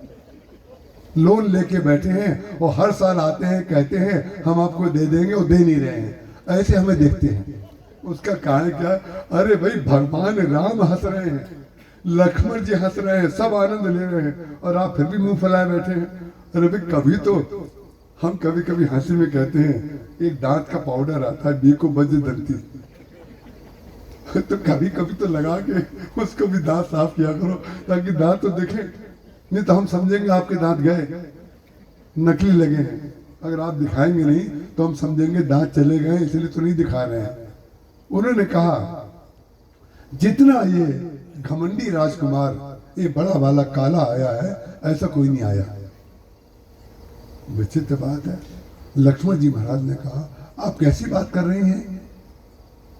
आपको ये भी पता नहीं है आपको क्या प्रश्न करना चाहिए, क्या नहीं करना चाहिए? कोई तर्क तो दीजिए आप उनके घमंड का। उन्होंने किस आधार पे आप कह सकती हैं कि घमंडी हैं? कोई आधार तो दीजिए, कोई प्रूफ तो करिए, आप कैसे घमंडी हैं? तो उन्होंने कहा इनको घमंड इस बात का है कि इन्होंने धनुष तोड़ दिया। अब देखिए भगवान को कोई घमंड नहीं है। लेत चढ़ावत खेचत गाढ़े काहू न लखा देख सब ठाड़े। भगवान राम ने कब धनुष को छुआ, कब उठाया, कब तोड़ा, किसी को पता नहीं चला। उसका कारण क्या है? कर्म करते समय कर्ता दिखाई पड़ गया तो कर्म के परिणाम को भोगना पड़ेगा उसको।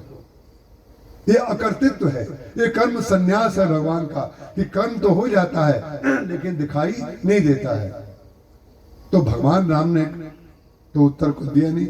लक्ष्मण जी ने कहा एक बात बताइए, यद्यपि हमारे भैया अहंकारी नहीं है, वो तो केवल शील के कारण मुंह नीचे करे बैठे हैं, लेकिन अब ध्यान रखिएगा ये सब बातें उर्मिला जी भी सुन रही हैं, जो बगल में बैठी हुई हैं वो भी तो सुन रही है ना। ऐसा थोड़ी है कि एक व्यक्ति से बात हो रही है दूसरा सुन नहीं रहा है, उनको भी सुनाई दे रहा है। ये उर्मिला जी में संस्कार जा रहा है। जहां से मैंने ये प्रसंग आपके सामने लिया है कि उर्मिला जी में जो लक्ष्मण जी के प्रति योग और लक्ष्मण जी का जो राम के प्रति योग है, ये योग क्रिया कैसे बनी उर्मिला जी, उस प्रसंग में मैं कोवर की बात कह रहा हूं। उन्होंने कहा कि आप बताइए, उन्होंने कहा इन्होंने जो धनुष तोड़ दिया है इसका इनको अहंकार हो गया है, इसलिए ये अपने को छोड़ के दूसरे को देख ही नहीं रहे हैं। तो लक्ष्मण जी महाराज ने कहा अरे भाई अहंकार तो वो नहीं कर रहे हैं, वो अपने शील के कारण नीचे देख रहे हैं, लेकिन अगर अहंकार करें भी तो अहंकार तो सत्य है। आप लोग कितना विलाप कर रही थी जब धनुष नहीं टूट रहा था, सारे राजा जो हैं आकर के हार के बैठ गए, तब आप और आपके पिताजी राजा जनक का भी नाम ले लिया। जनक जी ने भी तो यही कहा था ना कि मैंने पता नहीं क्यों ऐसी प्रतिज्ञा कर ली, मुझे पता नहीं था पृथ्वी जो है वीरों से खाली हो गई है, यदि मुझे पहले पता होता तो मैं ऐसी प्रतिज्ञा ना करता। आप लोग सब कितने निराश हो गए थे जिस समय धनुष नहीं टूट रहा था। और जितना इतना असंभव कार्य अगर जिसने कर दिया वो हमारे भैया हैं, अगर अहंकार भी करते हैं तो कौन सी बड़ी बारी बात है। लेकिन वो सखियां कहाँ चुप होने वाली, सखियां कहाँ चुप होने वाली। उन्होंने कहा अच्छा एक बात बताइए। सखियों ने कहा कि आप समझते हैं कि धनुष जो तोड़ा है वो आपके राम जी ने तोड़ा है ना, ये तो तुम अपने भैया का पक्ष लेके कह रहे हो ना। बोले हाँ यही कह रहे हैं। बोले एक बात तुम्हें पता है, ये जो धनुष टूटा है तुम्हारे भैया ने नहीं तोड़ा है, ये तो हमारी श्री सीता जी ने प्रार्थना की थी शंकर जी से और पार्वती जी से, और हम लोगों ने गणेश जी से प्रार्थना की थी। ये तो गणेश जी, पार्वती जी और शंकर जी से जो प्रार्थना की थी उस प्रार्थना करने का परिणाम है कि वो धनुष हल्का हो गया, इसलिए उन्होंने उठा लिया और शंकर जी ने ऐसी कृपा कर दी कि वो बीच से टूट गया। उसमें तुम्हारे भैया का कुछ करा हुआ नहीं है, चुपचाप बैठो तुम। जब उन्होंने ये कह दिया तब लक्ष्मण जी को तैश आ गया। लक्ष्मण जी महाराज ने कहा अच्छा एक बात बताइए, हमारे प्रभु श्री राम भैया जब अयोध्या से जनकपुर की ओर विश्वामित्र जी के साथ आ रहे थे तो आपको पता है उन्होंने एक पत्थर की शिला को अपने चरणों का स्पर्श करके नारी का रूप दे दिया था। जो अहिल्या का नाम आपने सुना होगा, अहिल्या पत्थर की शिला थी। उन्होंने कहा आपको पता है आप धनुष में तो कह सकती हैं कि आपने पूजा की, आपने तपस्या की, आपने प्रार्थना की, आपकी तपस्या का फल ये है कि धनुष टूट गया। लेकिन हमारे भैया ने जो पत्थर की शिला के ऊपर अपना चरण रख करके अपनी धूल जो ही उसके सिर से लगाई तो वो चेतन हो गई। ऐसा कभी आपने किया है? उसमें भी आप कोई प्रार्थना कर रही थी क्या? आप लोग तो कोई नहीं थे वहां। तब उन्होंने कहा वो सखियां हमने आपसे कहा विवाह करना है तो आपको हारना सीख जाना चाहिए। अगर जीतने की इच्छा करना है तो सबसे पहले संन्यास ले लो। जीतने की इच्छा करना है तो संन्यास ले लो। और हारने की सर्वश्रेष्ठ ट्रेनिंग जो होती है वो ससुराल में होती है। सर्वश्रेष्ठ ट्रेनिंग जहां पर आपको सरेंडर ही करना है कि वे जो कुछ है वो आपका है। यही तो हम इतने दिन से कहते आ रहे हैं कि जो कुछ है सब भगवान का है। तो हम इस समय दूसरा प्रसंग कह रहे हैं इसलिए हमने उसको दूसरी दिशा दे दी, लेकिन तत्व तो वही है। शक्तिवान जो ईश्वर है जब तक शक्ति का आश्रय नहीं लेगा तब तक कुछ नहीं कर पाएगा। जब मनु जी ने तपस्या की थी तो उन्होंने भगवान से कहा था कि आप आइए, लेकिन भगवान के साथ वो सीता जी को भी लाए। मनु जी ने पूछा कि ये कौन है आपके बगल में खड़ी हुई, हमने तो आपकी आराधना की थी, ये कौन है? तो उन्होंने कहा आदि शक्ति जही जग उपजाया। आप मेरा अवतार चाहते हैं ना कि मैं निर्गुण निराकार सगुण साकार हो जाऊं, इसलिए मैं यहाँ पर आया हूं। और मैं लेकिन जब मैं अवतार लूंगा, आप चाहते हैं कि मेरे पुत्र बन जाइए, जब मैं अवतार लूंगा और आपका पुत्र बनूंगा तो पुत्र बनने के पश्चात हर पिता की ये इच्छा होती है, हर माँ की ये इच्छा होती है पुत्र बड़ा हो गया अब इसका विवाह हो जाए। तो विवाह होने की जो आप इच्छा करेंगे तो उसकी पूर्ति के लिए एक कन्या चाहिए। तो वो जो आपकी भविष्य में इच्छा होगी उसको हम पहले से लेकर के आए हैं।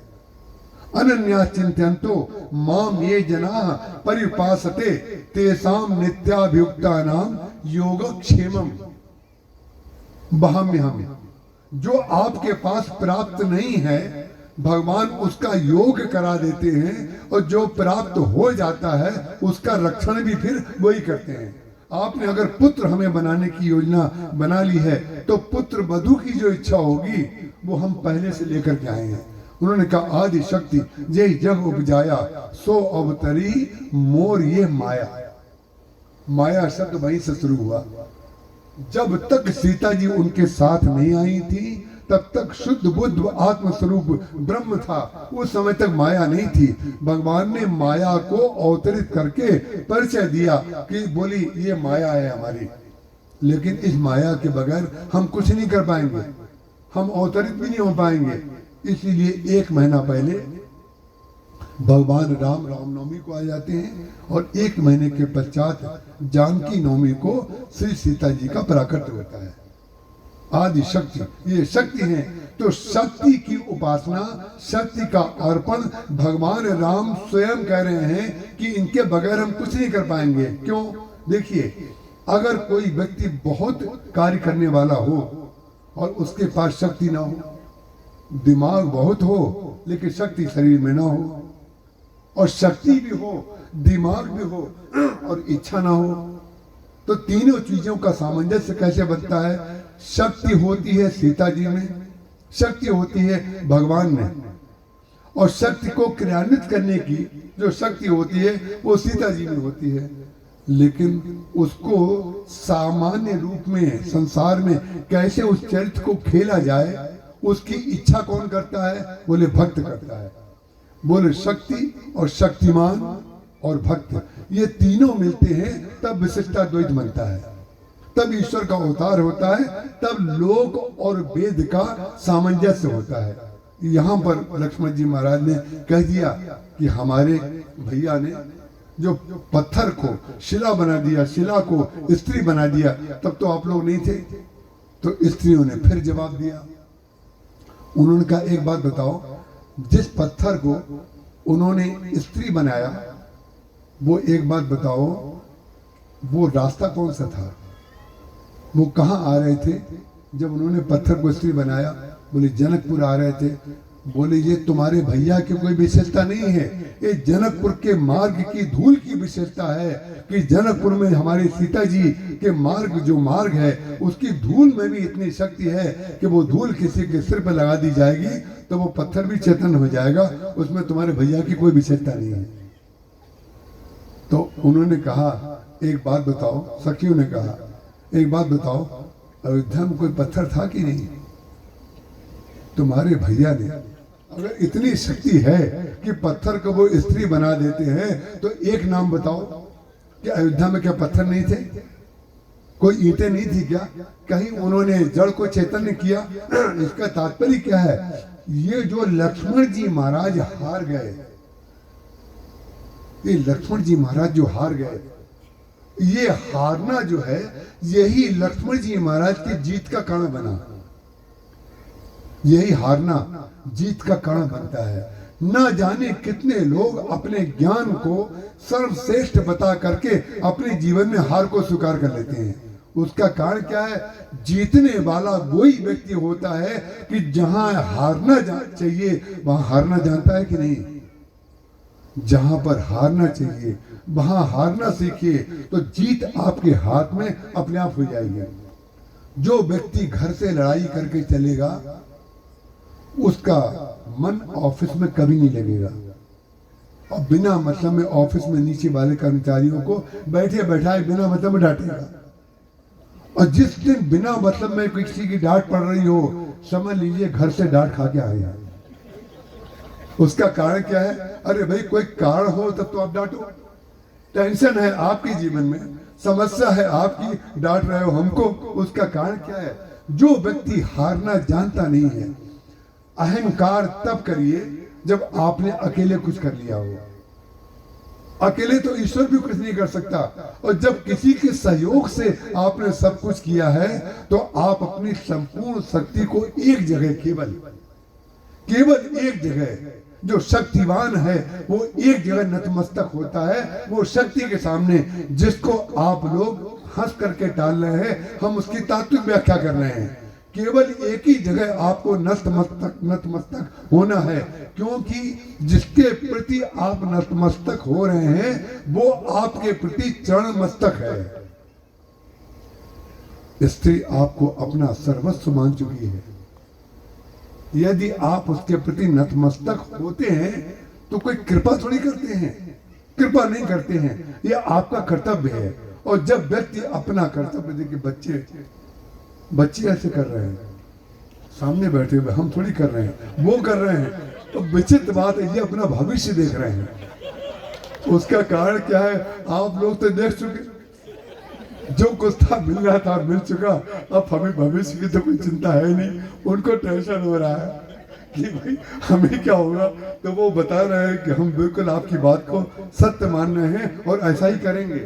ध्यान रखना, जिन लोगों ने ऐसा किया, हम बिल्कुल शपथ पूर्वक कहते हैं, ये कोई हंसी की बात नहीं है, ये बिल्कुल परिवार को चलाने का मंत्र है भाई, देश को चलाने का मंत्र है, अपने जीवन को चलाने का मंत्र है।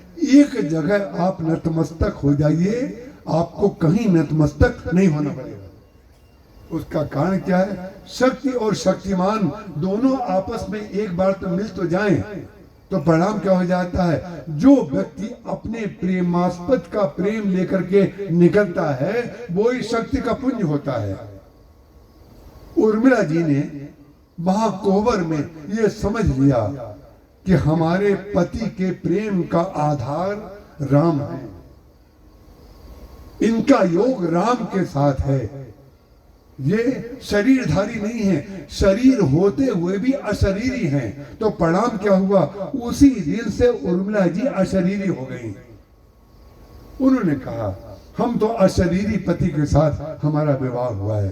परिणाम क्या हुआ? जब लक्ष्मण जी महाराज चले गए भगवान राम के साथ, तो उर्मिला जी एक बार भी दरवाजे पर छोड़ने इसलिए नहीं आई कि हमारे प्रेम को कहीं हमारे पति की आंखों तक चला गया, उन्होंने हमारा प्रेम उनके प्रति जो है वो देख लिया, तो इनका योग च्युत हो जाएगा, इनका राम से वियोग ना हो जाए, इनका एक क्षण के लिए भी राम हमें छोड़ करके हमारी याद के कारण राम से अलग ना हो जाए, ये है। तो काम की क्रिया भोग ना हो करके योग होती है। हमने लक्ष्मण जी की बात भी आपको बता दी। अब आए धर्म। धर्म की क्रिया लोग मानते हैं, भरत जी महाराज धर्म पुरुषार्थ हैं, उनकी पत्नी जो मांडवी हैं वो कौन है? धर्म की क्रिया लोग मानते हैं प्रदर्शन। हमने इतना किया, हमने इतना किया, हमने इतना ध्यान दिया, हमने इतना दान दिया। ध्यान रखिएगा, ये प्रदर्शन जो है ये बहुत बड़ी समस्या का कारण बनता है, बहुत बड़ी समस्या का। हम तो दिन रात इसको महाराज देखते रहते हैं, झेला है, और झेलते झेलते हमारे शरीर पर उतने छेद हो चुके हैं जितने भीष्म पितामह के शरीर में अर्जुन के बाणों से हो गए थे। और जो भी सन्यासी होगा, जिसने भी अपने किसी लक्ष्य को प्राप्त किया होगा, उसके शरीर में छेद जरूर हुए होंगे। उसका कारण क्या है? जो व्यक्ति श्रद्धालु धर्म करता है, दान देता है, सहयोग करता है, वो आपके शरीर में इतने छेद करता है। उसका कारण क्या है? वो आपसे इतनी आशाएं करता है कि किसी न किसी दिन आपको ये लगता है अगर हमें इनकी आशा पूरी करनी थी तो हमने अपना घर क्यों नहीं बनाया, तब तो संसार पर्याप्त था। ऐसे ऐसे कार्य करने के लिए व्यक्ति आपसे बाध्य करेगा। परिणाम क्या हुआ? तो धर्म की क्रिया प्रदर्शन नहीं है, धर्म की क्रिया श्रद्धा है। श्रद्धा बिना धर्म नहीं होई। श्रद्धा होगी, और श्रद्धा वाला जो धर्म करेगा वो कभी बता के नहीं करेगा। एक हाथ दूसरे हाथ को देगा, क्योंकि जहां पर द्वैत है वहीं पर प्रदर्शन है। अद्वैत में प्रदर्शन होता ही नहीं है। आपके ऊपर मक्खी बैठी, आपने खुजलाया, आपको पता भी नहीं कि आपने अपने पैर को कितनी बार खुजलाया, हाथ को कितनी बार खुजलाया। और सोते समय भी जो मक्खी आपके ऊपर बैठती है या मच्छर बैठता है, तो सोते सोते भी आप अपने सिर के उसी जगह पर छूते हैं जहां मच्छर ने खुजलाया है। इसका कारण क्या है? सोते समय भी आप अद्वैत में होते हैं, आपको पता रहता है हमें मच्छर यहाँ काट रहा है, और वहां आप खुजला लेते हैं, मच्छर से मुक्त हो जाते हैं। तो जो धर्म पुरुषार्थ है उसकी क्रिया प्रदर्शन नहीं होनी चाहिए। हम भगवान के लिए कर रहे हैं तो पुजारी जी के ऊपर एहसान क्यों कर रहे हैं? भगवान के लिए माला लेकर के गए हैं, भगवान के लिए भोग लेके गए हैं, पुजारी जी आपको धन्यवाद दें, पुजारी जी आपको थैंक्स कहें। आप भगवान की सेवा कर रहे हैं, कुछ कार्य कर रहे हैं, तो हमसे आशा क्यों करते हैं? ये बहुत जरूरी है। प्रदर्शन नहीं, श्रद्धा से करिए काम। श्रद्धा बिना धर्म नहीं हुई। तो तो मांडवी जी जो भरत जी की पत्नी है वो श्रद्धा क्रिया है, श्रद्धा क्रिया। इसलिए धर्म की क्रिया प्रदर्शन नहीं होती है, श्रद्धा होती है। अब मोक्ष, मोक्ष है राम, तो मोक्ष की क्रिया क्या है? बोले मोक्ष की क्रिया संसार में मानी जाती है उच्छृंखलता। ना जाने कितने जो मैंने दर्शनों की बात की, ना जाने कितने दार्शनिक, एक आध दार्शनिक को तो आप भी जानते हैं, नाम लेने की आवश्यकता नहीं है, उन्होंने जीवन की उच्छृंखलता को ही मोक्ष का नाम दे दिया। विचार करके बोलो मत, चिंता करो मत। उनके कई फॉलोअर हमारे परिचित हैं, भाई आते हैं तो चाय पानी होती है, बैठते हैं, कोई बात नहीं, कटु भाषा महाराज जी ने सिखाई नहीं, इसलिए भाई जो उनको पसंद है, हाँ बहुत अच्छी बात, बहुत अच्छी बात करके विदा कर देते हैं। लेकिन ग्रंथों में जो दर्शन आपने समझा मोक्ष का तात्पर्य, उन्होंने ये मान लिया कि व्यक्ति को जो अच्छा लगे। बोले उन्होंने तर्क क्या दिया कि भूखे व्यक्ति को पहले भोजन कराओ, और हम भी वही कहते हैं और वो भी वही कहते हैं। लेकिन भूखे को भोजन कराओ का तात्पर्य भाई पैसे दे के खरीदो ना भोजन, या अपने घर में भोजन करो। आप दूसरे के घर में घुस जाए और सामान लूट लूट करके खाने लगे, या दुकान पे जाके खाने लगे, हमें तो भूख लगी है, जब हम भोजन हमारा पूरा हो जाएगा उसके बाद जब हम स्वस्थ हो जाएंगे तब देखेंगे किसकी दुकान थी।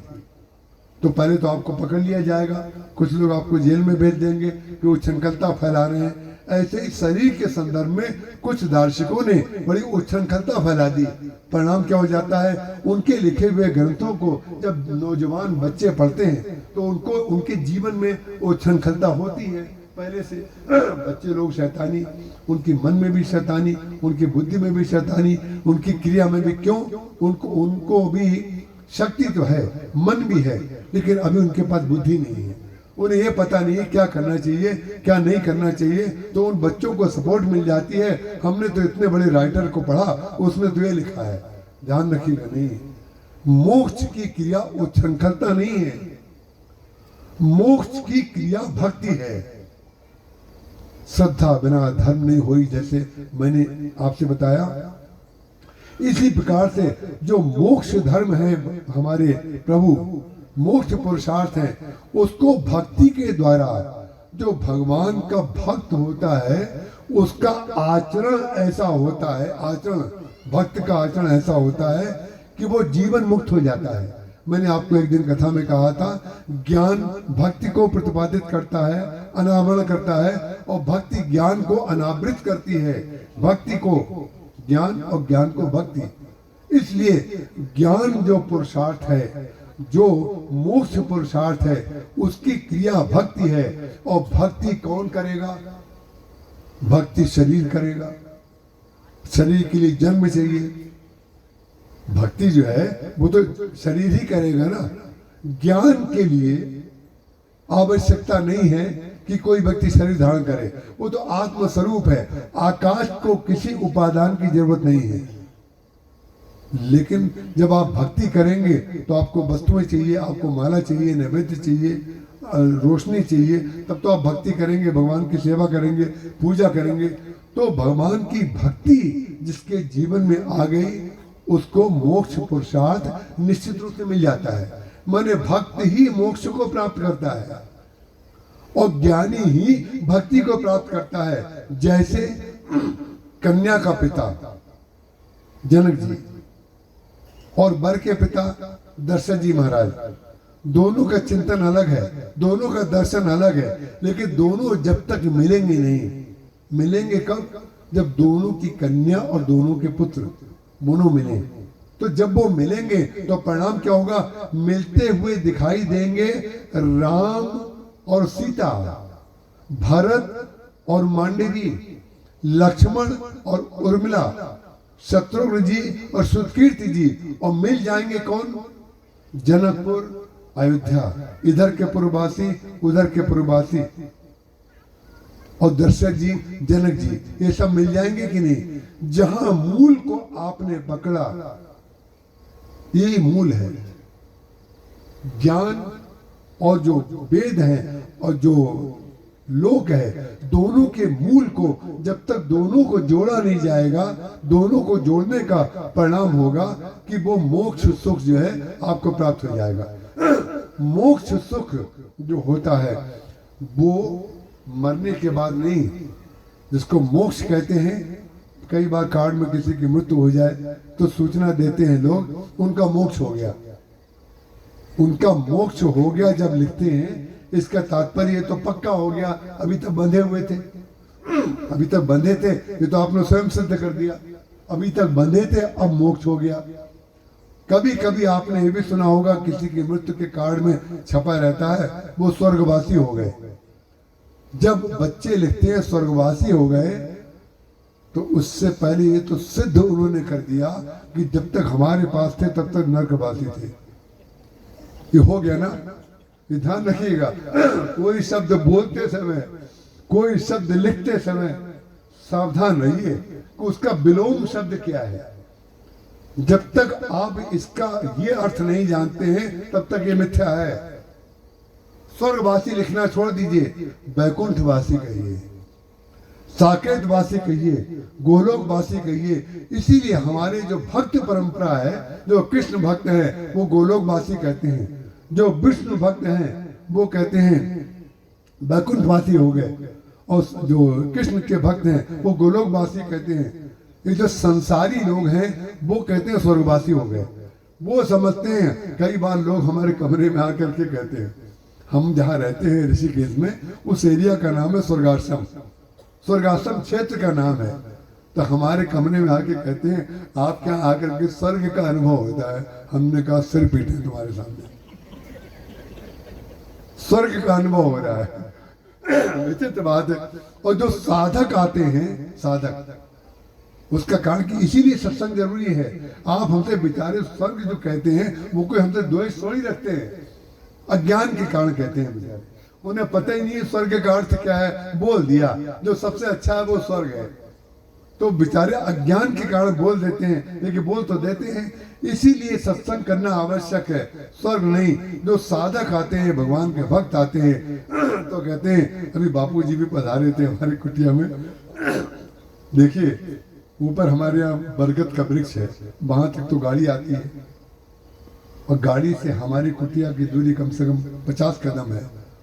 50 कदम खड़ाओं पे कैसे चले, ऊबड़ खाबड़ सड़क। तो सोचिए अपने शिष्य की स्कूटी में बैठ कर के आए, स्कूटी में बैठ के हमारे गेट तक आए, और फिर गेट से अंदर भी थोड़ा हमारे चलना पड़ता है।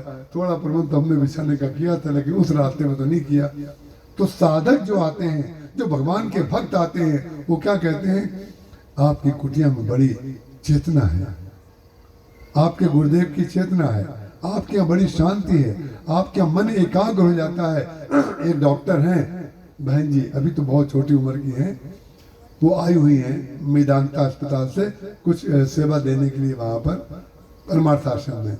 वो हमारे यहाँ आती हैं, आज भी मैसेज आया आप कब आ रहे हैं, हम आएंगे। तो मालूम है क्या कहते हैं, आपके यहाँ जब मैं आती हूँ तो अपने जीवन की नेगेटिविटी को निकालने आती हूँ।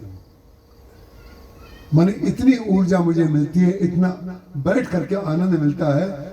उसका कारण क्या है, संतों के यहाँ जाओ तो कभी ये मत कहो आपके तो स्वर्ग का आनंद है।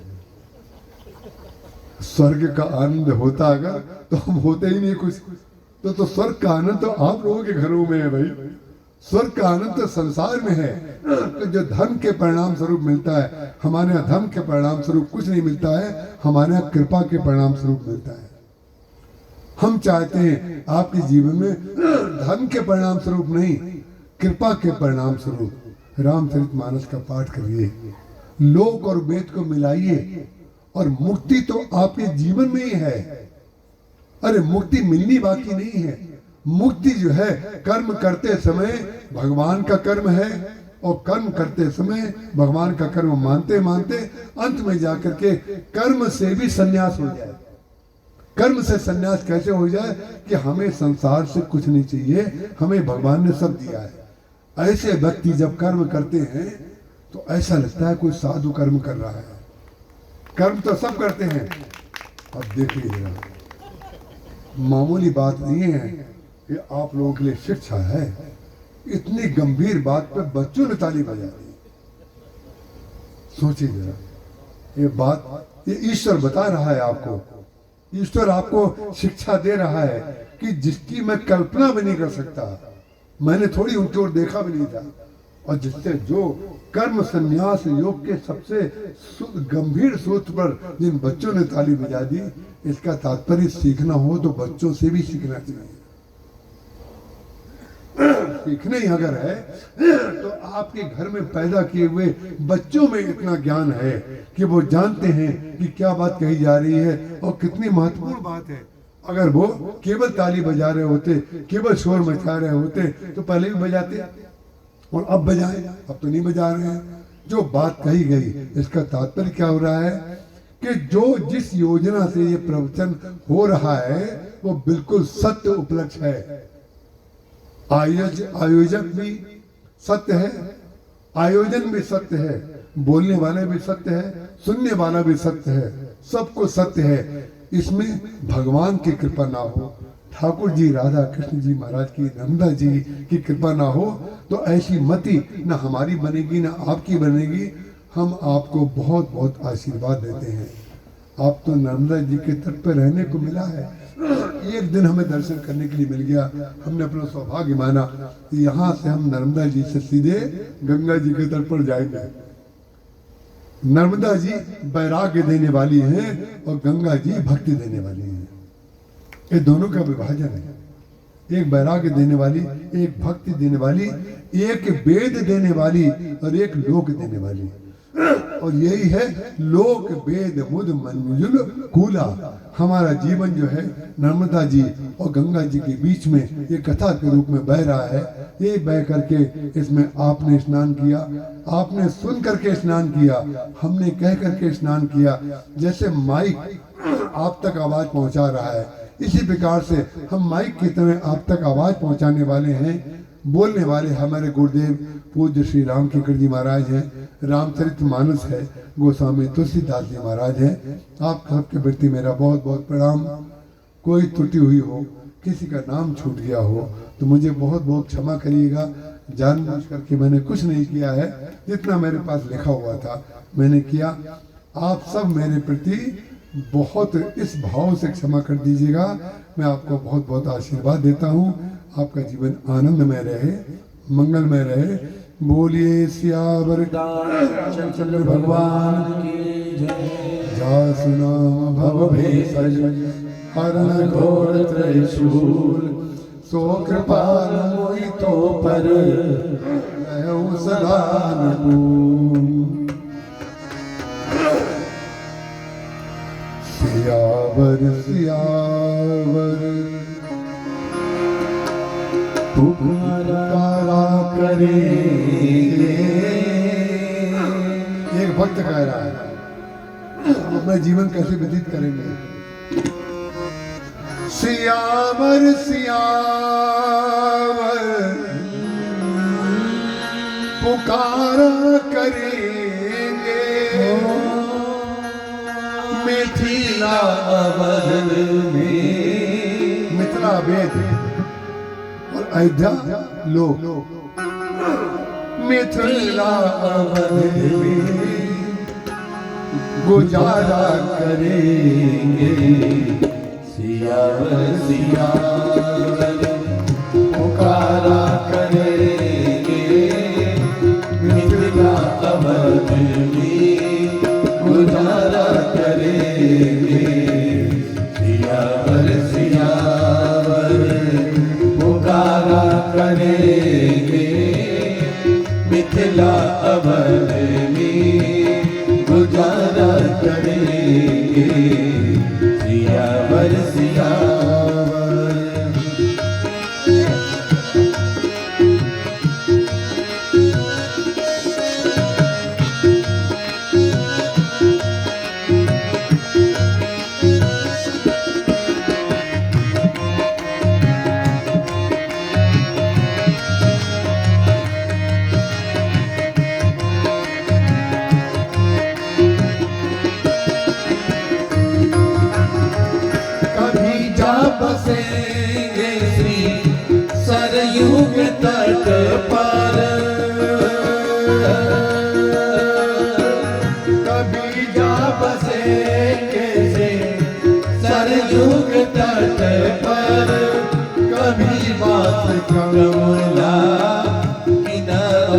करेंगे, कभी बास कमला किनारा करेंगे। सियावर सियावर ओ सियावर सियावर पुकारा करेंगे, मिथिला अवध में गुजारा करेंगे। सियावर सियावर जहो जहो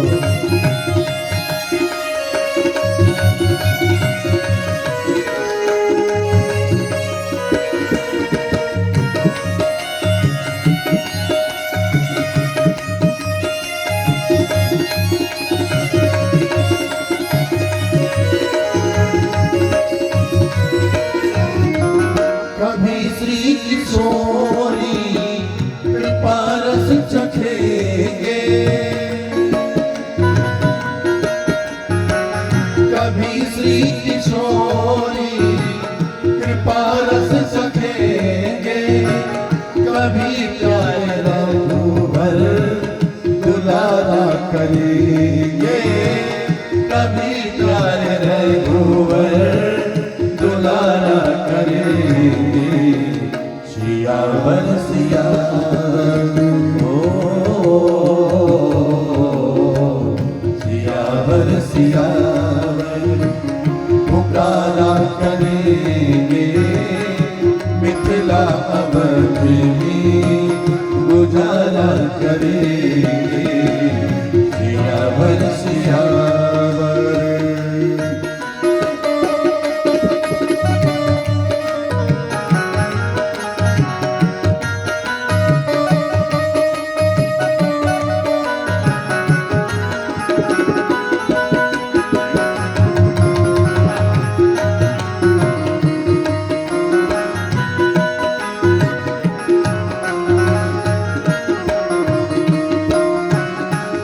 मिलेगी जो संतों की जूठन प्रसादी, मिलेगी जो संतों की जूठन प्रसादी, वही जीविका का सहारा करेंगे, वही जीविका का सहारा करेंगे। सियावर सियावर ओ सियावर सियावर पुकारा करेंगे, मिथिला अवध में गुजारा करेंगे। सियावर सियावर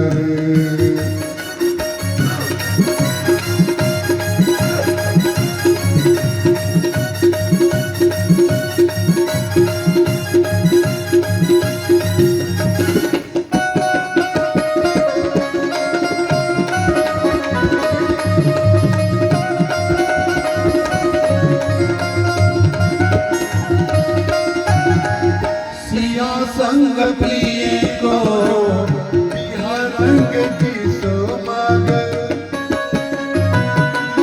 प्रिया संग प्रीतम दू बिहरंगे जिस्मग। हमारी प्रिया जी सीता जी और उनके प्रीतम राम जी जिस रास्ते से गुजरेंगे उस रास्ते को हम क्या करेंगे? प्रिया संग प्रीतम जो बिहरेंगे जिस पलकों से पल को बुहारा करेंगे, पलकों से पल को बुहारा करेंगे। लोचन मग रामई उर्वानी दीनो राम दीनो पलक कपाट से आनी। भगवान राम जब आएंगे तो आंखों के रास्ते आएंगे।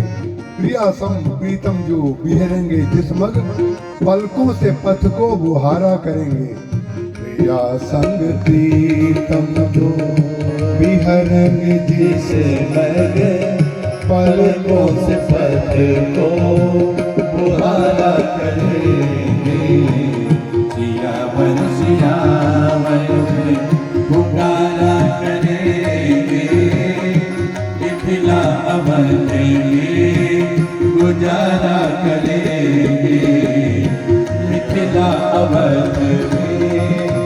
उजारा करेंगे, मिथिला अवध में उजारा करेंगे।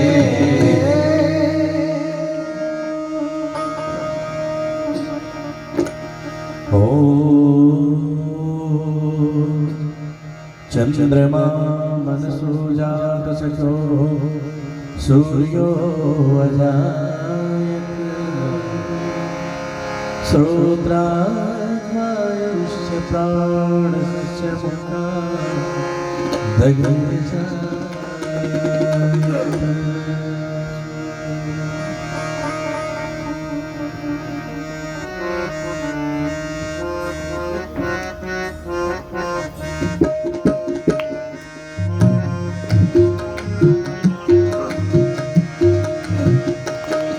आरती श्री रामा ज्ञान जी की, आरती श्री रामा ज्ञान जी की। तीरथ कली तलवित सियम की, तीरथ कली तलवित सियम की। आरती श्री रामा ज्ञान जी की, आरती श्री रामा ज्ञान जी। गावत ब्रह्मादिक मुनि नारद, वाल्मीकि न्याय विशारद। सुख सनकादि शेष अरु सारद, परद पवन सुत कीरत। आरती श्री रामा ज्ञान जी की, आरती श्री रामा ज्ञान जी की। गावत वेद पुराण करो सात सब ग्रंथन को रस। मुनि जन धन संतन को सर्वस, सारे अंश संपत सब ही। आरती श्री रामा ज्ञान जी की, आरती श्री रामा ज्ञान जी की। गावत संतत शंभु भवानी, अरुहट संभव मुनि विज्ञानी। व्यास आदि कवि पढ़े बखानी, काकभुसुंडी गरुड़ तेरी। आरती श्री रामा ज्ञान जी की, आरती श्री रामा ज्ञान जी की। कलिमल हरनि विषय रस पीनी, सुरग सिंगार मोह जो बतेरे। दलन रोग भव भूरि नीकी, तात्मा में सब मृग तुलसी। आरती श्री रामा ज्ञान जी की, आरती श्री रामा ज्ञान जी की, आरती श्री रामा ज्ञान जी की। तीरथ कल दललित सिय प्रीति, तीरथ कल दललित सिय प्रीति। आरती श्री रामा ज्ञान जी की, आरती श्री रामा ज्ञान जी की, आरती श्री रामा ज्ञान जी की, आरती श्री रामा ज्ञान जी की। गर्भगौरवं करुणावतारं संसार सारं भुजगेन्द्रहारं, सदा वसन्तं हृदयारविन्दे भवं भवानी सहितं मां। लोकाभिरामं रणरङ्गधीरं राजीवनेत्रं रघुवंशनाथं, कारुण्यरूपं करुणाकरं श्रीरामचन्द्रं शरणं प्रपद्ये। मनोजवं मारुततुल्यवेगं जितेन्द्रियं बुद्धिमतं वरिष्ठं, वातात्मजं वानरं धर्मजं श्रीरामदूतं शरणं। त्वमेव माता च पिता त्वमेव, त्वमेव बन्धुं च सखा त्वमेव, त्वमेव विद्याधरणं त्वमेव, त्वमेव सर्वं मम देव देव। बोलिए श्यामवर रामचंद्र भगवान की जय। पवन सुत हनुमान की जय। महापति महादेव की जय। शनिदेव भगवान की जय। स्वामी तुलसीदास जी महाराज की जय। गंगा मैया की जय। नर्मदा मैया की जय। आदित्य आनंद की जय। जय जय सीताराम।